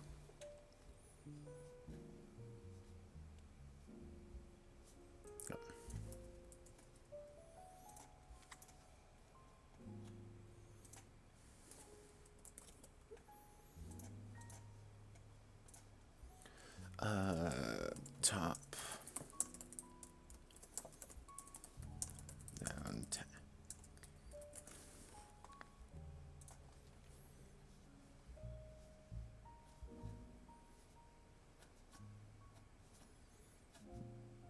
Yeah, this is actually kind of hard to find because I know what I'm trying to find. I know what I'm wanting to, like. I want an image of like something like this, but top down, just so I can say like, okay, this is like, this is where this would be, this is where this would be, because I can't do the full damage model because that's frankly fucking impossible. And you may be wondering, but how is that impossible? Why can't you put in different mechanics for, you know, whether or not it fucking ricochets and things like that? Because it'll take a lot of time, and it's... Overall, this is still a game. If you want, like, oh no, you hit him at a wrong angle and it's going to now ricochet, go play something else, honestly. Because this is a game about tank mechanics, and you can do that in a game. You can do that in a video game pretty easy. Why? Because you have models, you have damage numbers, you have, like, okay, you hit them at this angle, okay, then it's going to go there. I'm not driving a tank right now when you're playing this. You are sitting in a chair playing it. You are looking at this and rolling dice at people and saying, haha, I hit you, or oh no, I didn't hit you. If you want to really go for it, clangs can be ricochets. It's pretty much you're just sliding off and not doing any damage to anyone.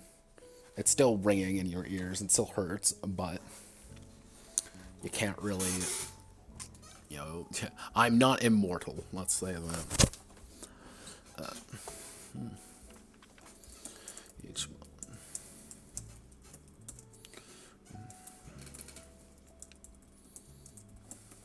Action.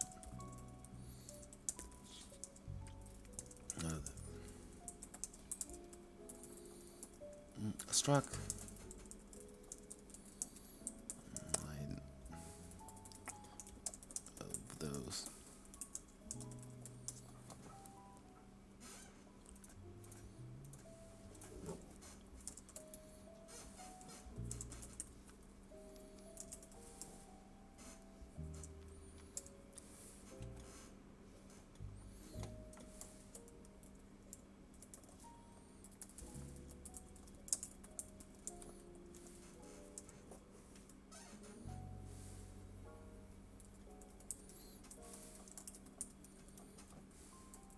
Yeah, you can hit the ammo rack technically from every section because it's usually located in the turret section and the kind of the main rotational turret.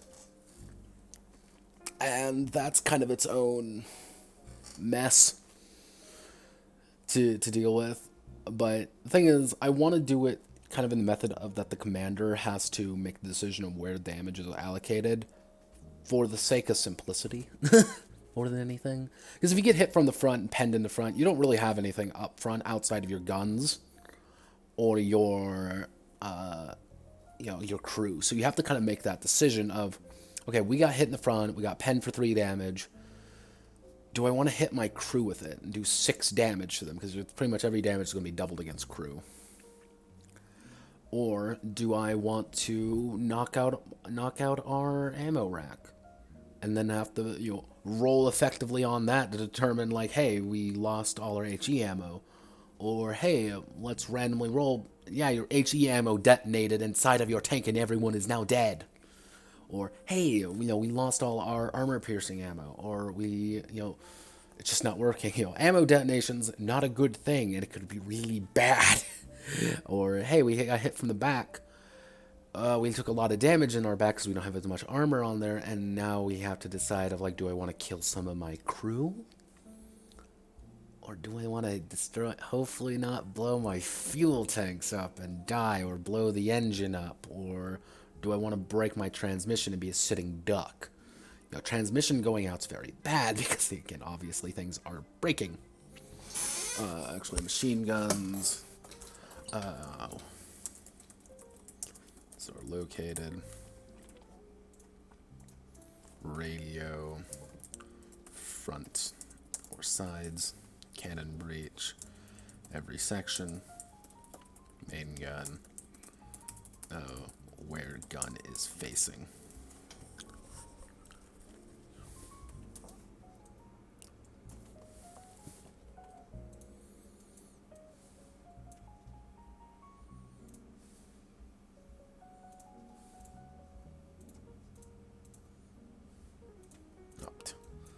I want to sort you. Add on sort of paragraph. Sort of paragraph. Still my favorite thing ever.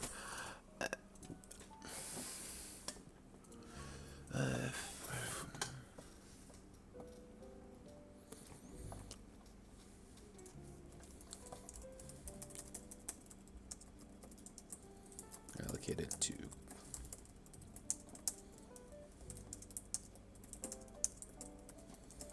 so having 5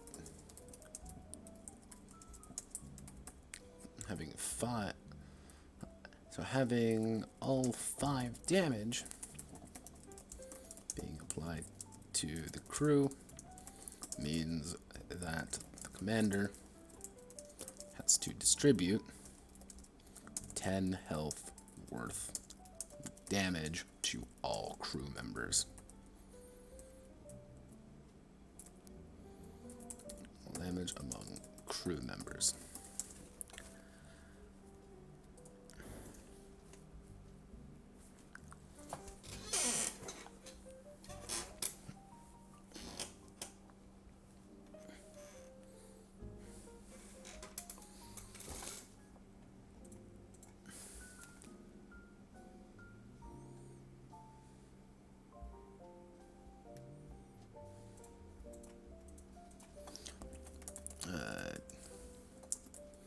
Damage, roll 1 damage, lose access to 1 type of ammo, lose access to, roll 1d10, roll 1d10 on a 10 or higher, 1 kind of ammo explode. Ammo explodes internally, killing everyone. Destroyed. Roll 1d10. Regardless.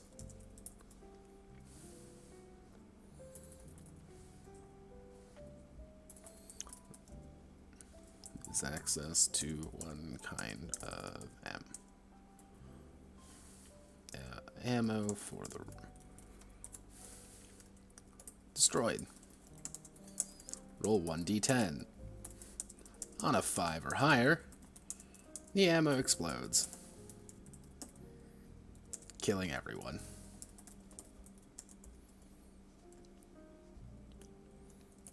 Lose access to all remaining ammunition if destruction is averted. Yeah, having your ammo rack destroyed, bad.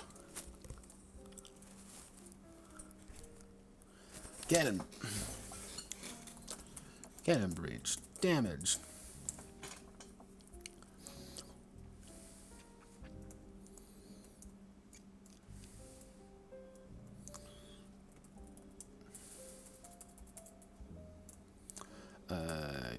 Main gun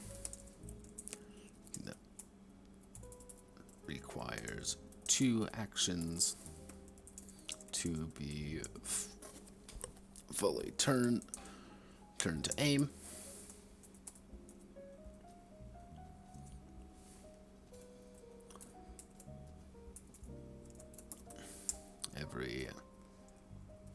Every 5 points. Every 5 points damage, the main gun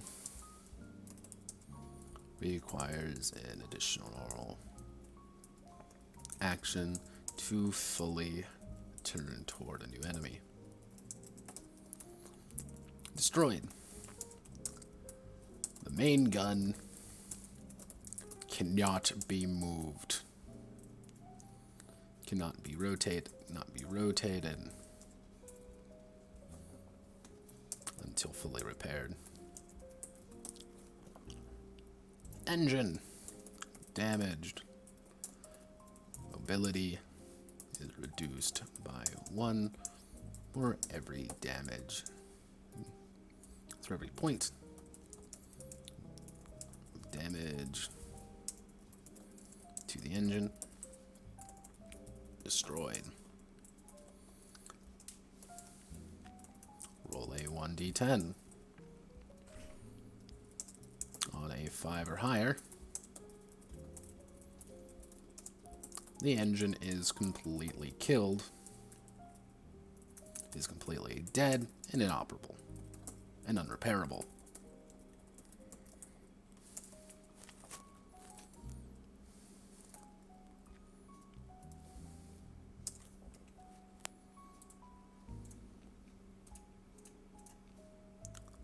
I never said this game is about being, happy-go-lucky tank adventures. This is about not dying. Hell, this game's called Iron Caskets, for God's sakes, not Iron Fluffy Times for everybody. Destroy, roll 1d10 to 5 or higher. The engine is completely dead and unrepairable. On a 4 or lower, the engine is still dead, but must be fully repaired. There to be usable again. Permanent mobility -2. Fuel tanks damaged. Fuel leak. Fuel leak. All crew takes 1 damage every turn until repaired. Until repaired fully. There's fire everywhere. Destroyed. Explosion. All crew die.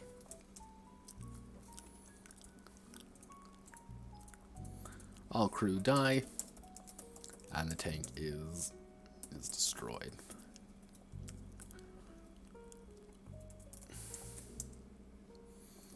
Tank is destroyed.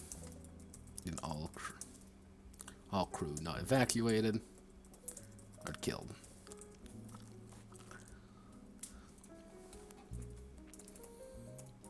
And deal -1 damage for each point of damage to the guns. Destroyed. Machine gun is inoperable. Inoperable, and requires repairs.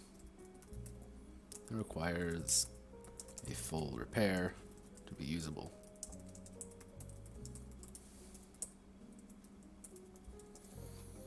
Main gun. Damaged. All attack rolls are at a -1 for every point of damage. Destroyed. The main gun is not usable any longer. It's not usable anymore until it is fully repaired. So pretty much, like, you want to be continuously repairing, but you always are taking damage at places. So if you take a big hit somewhere, it's like, okay, do we want to spend the turn? Do I want to spend my one action telling my guys to fix it, or do I want to try to make sure we can get the hell out of Dodge? Because sitting here doing nothing is not helping anybody. Mostly if you have external damage, like your tracks, for example, you have to get out. Your tank's going to be immobile if you don't. So you have to hop out of your tank and start fixing it. And anyone outside of the tank is threatened by enemy fire.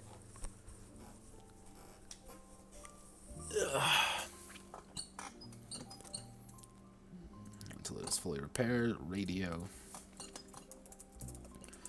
damaged. All support and infantry.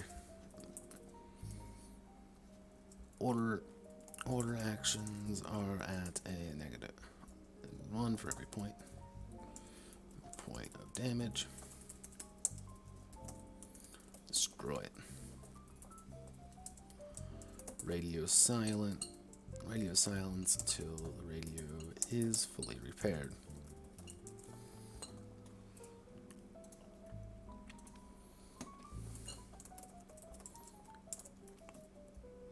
-1 to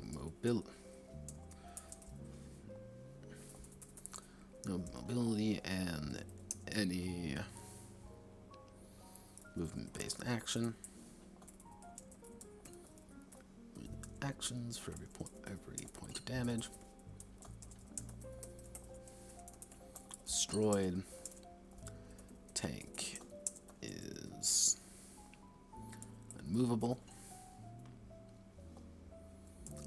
All actions to move the tank are at a -10 to succeed.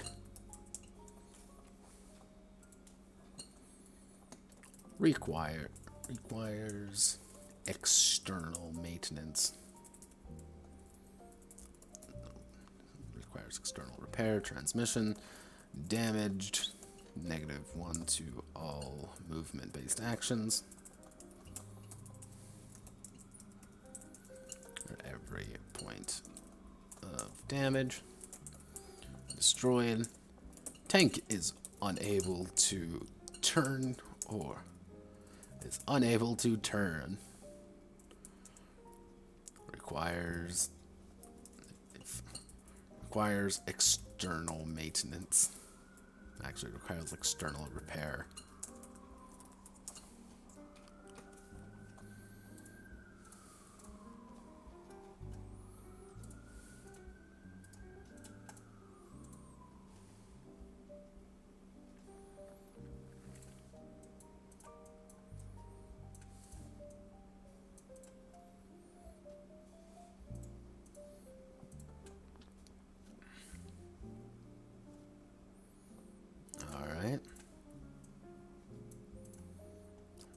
Got all of this. Now we deal with infantry squads. Infantry squads still is a threat to tank, to armored vehicles, and pose a problem, pose a significant factor in winning battles.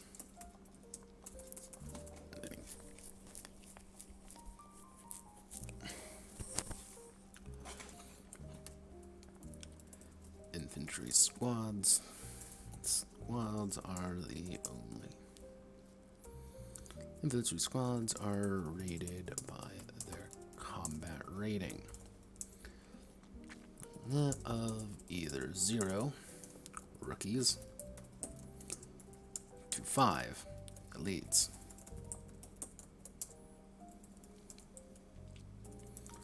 When 2 infantry squads engage one another, they roll their combat rating. Actually, they roll 2d10 plus combat rating. Determine who wins the engagement.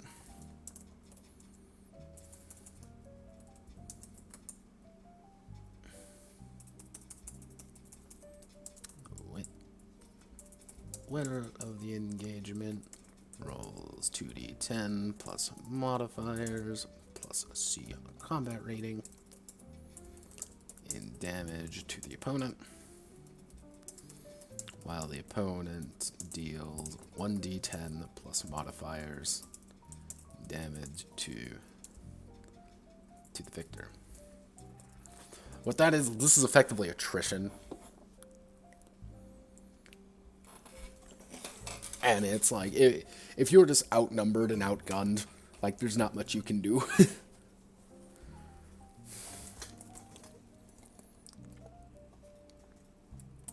Like, you just, Soviet, like, you can maw down 100 Soviet conscripts, but eventually you're, Hans the Superman gets shot in the face and he's down, and then, Franz goes down, and then other Hans gets shot in the head, and it's just like, well, we killed about 50 Soviets, but, there's 150 more behind them, and we're all dead.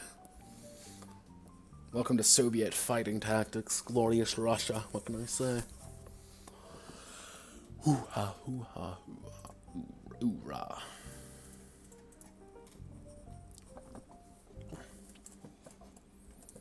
Infantry.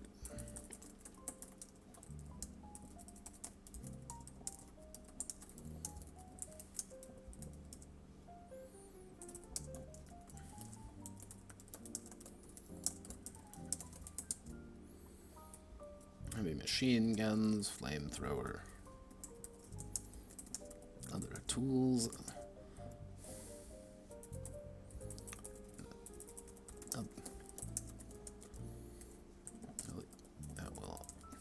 Increase or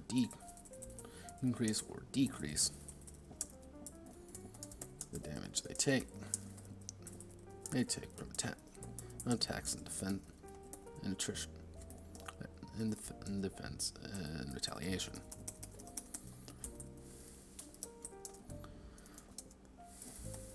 So now you're kind of seeing where tanks come in. They can't really damage you.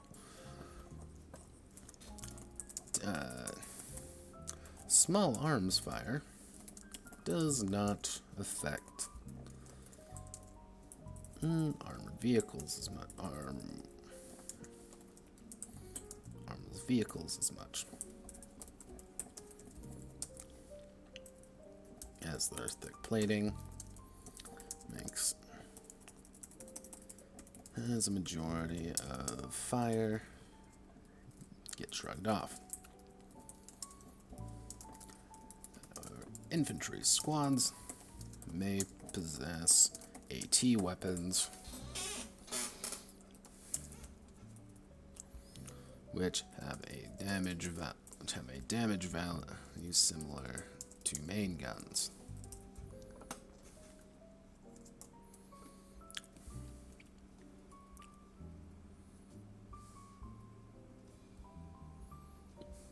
For example,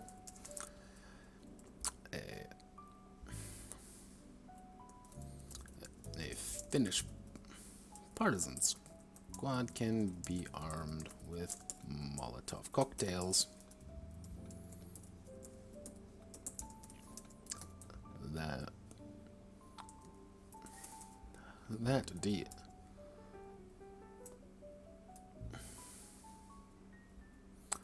for example,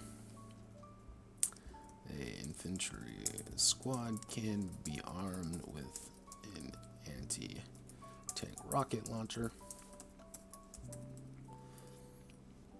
which would deal 1d10 damage to the tank if it is struck.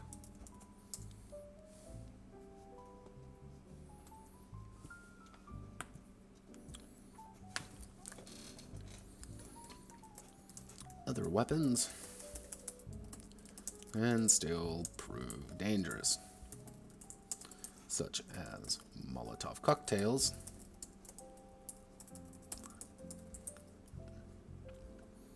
is being thrown on the tank to suffocate its occupants as well as burn them alive,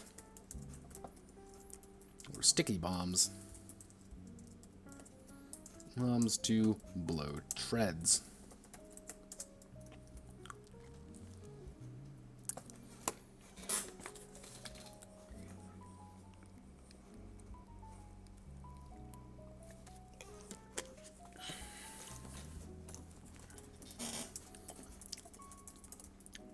Suicidal soldiers. They even attempt suicide bombing underneath a tank, destroying the thin hull under the crew's feet.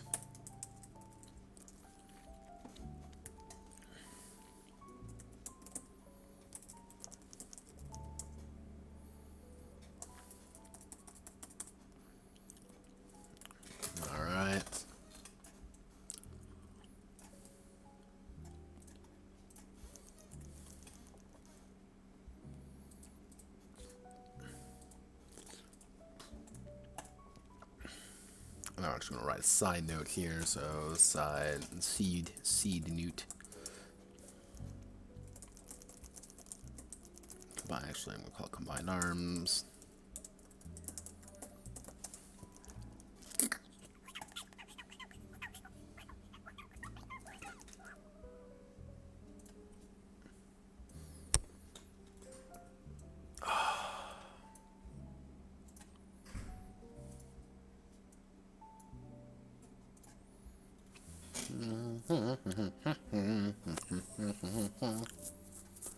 Alright, side note, combines arms warfare.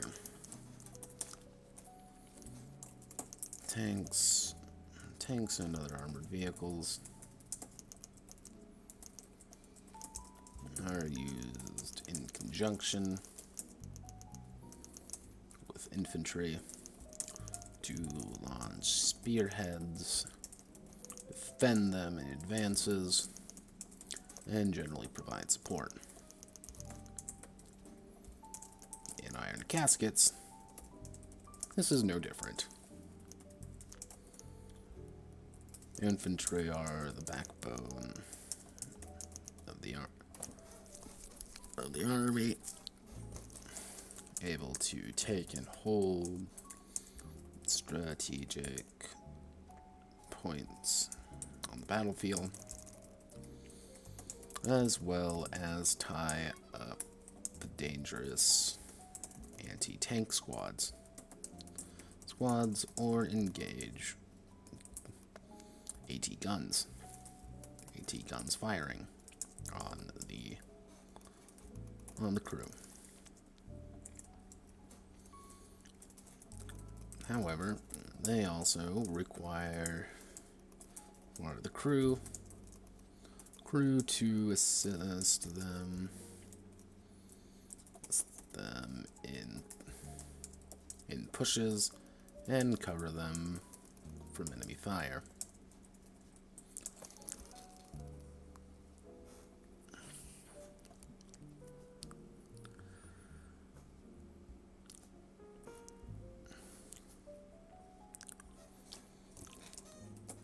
A tank with no infantry is a sitting duck, and infantry, no tank, are very squishy. work together or die alone.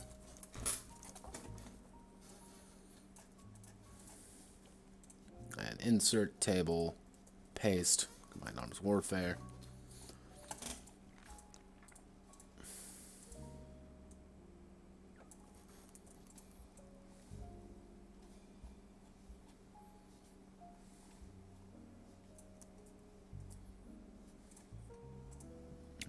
Right.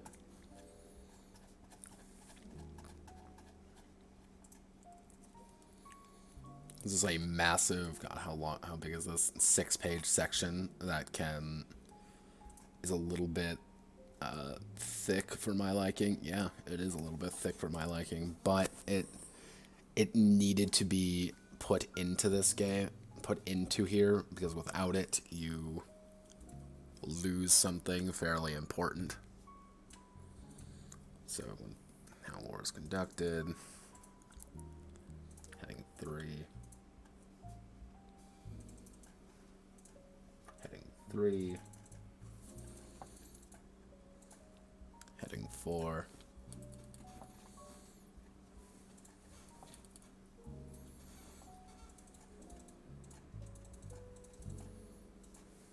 Heading 4.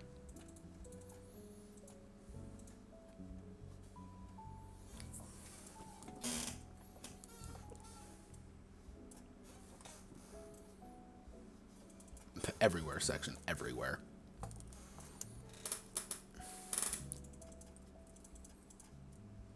Actually, I should keep it consistent every section.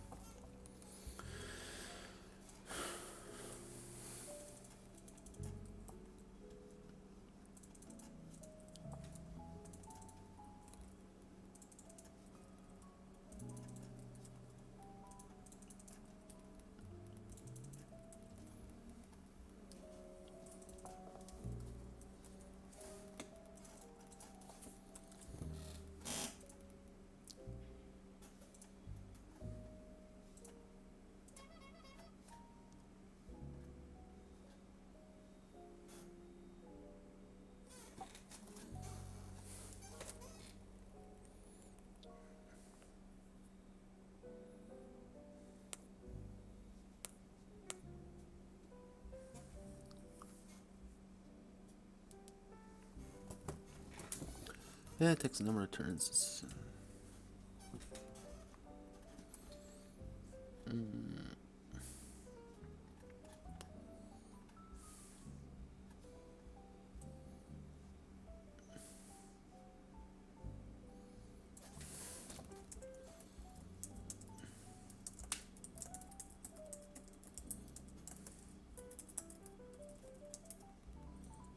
Another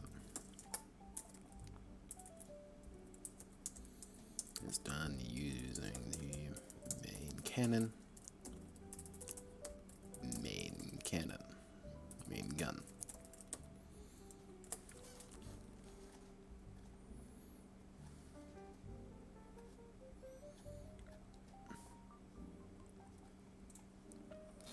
Actually, I should put a side note, ammo types. And we want to go through War Thunder.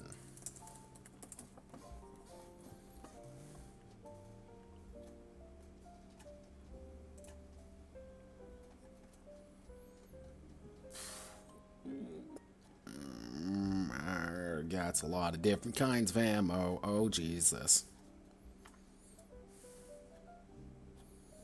Okay.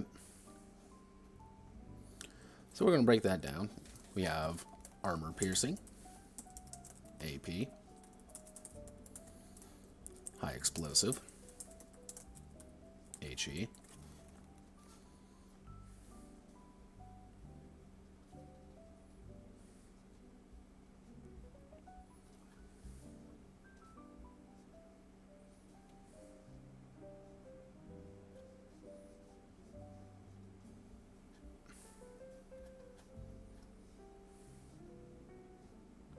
shrapnel,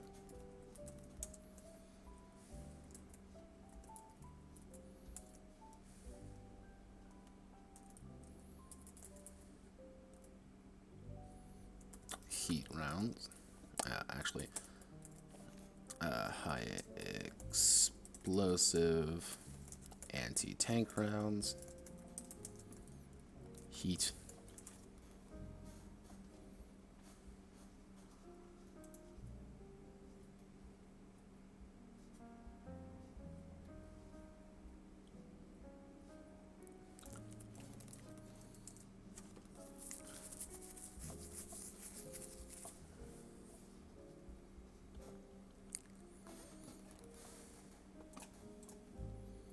Let's actually go for a little types of tank ammunition.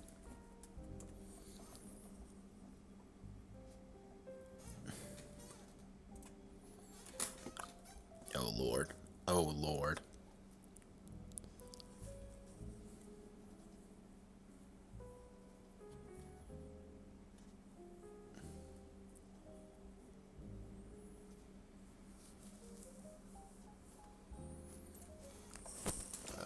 Okay, so canister rounds.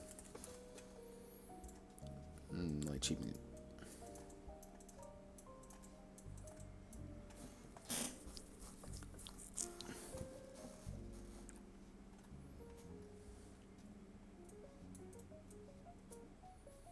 Arm spot stabilized rounds, externally tank on tank rounds.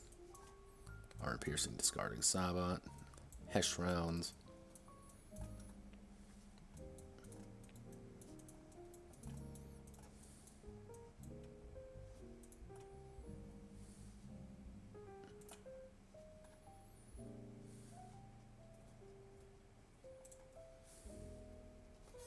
Let's go to Panzerveld. Armor piercing capped. Oh, sweet baby Jesus, Christmas Christ.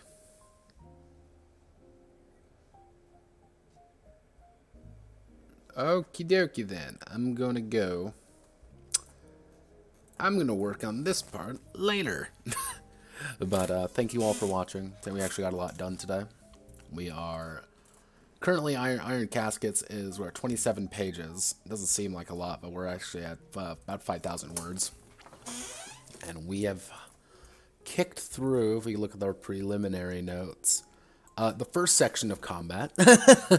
Yeah, we are at section 1 of combat of the 1, 2, 3, about the 3 sections left. Infantry support's been kind of, we don't really need to worry about that. What I'm going to do now is probably I'm going to have a section on what battlefields look like, and then fold long battles and skirmishes into the campaign section. Campaign's going to be fairly long, but I don't think it's going to be like super uber duper long. So looking here, we got a lot done today. Oh. Excuse me.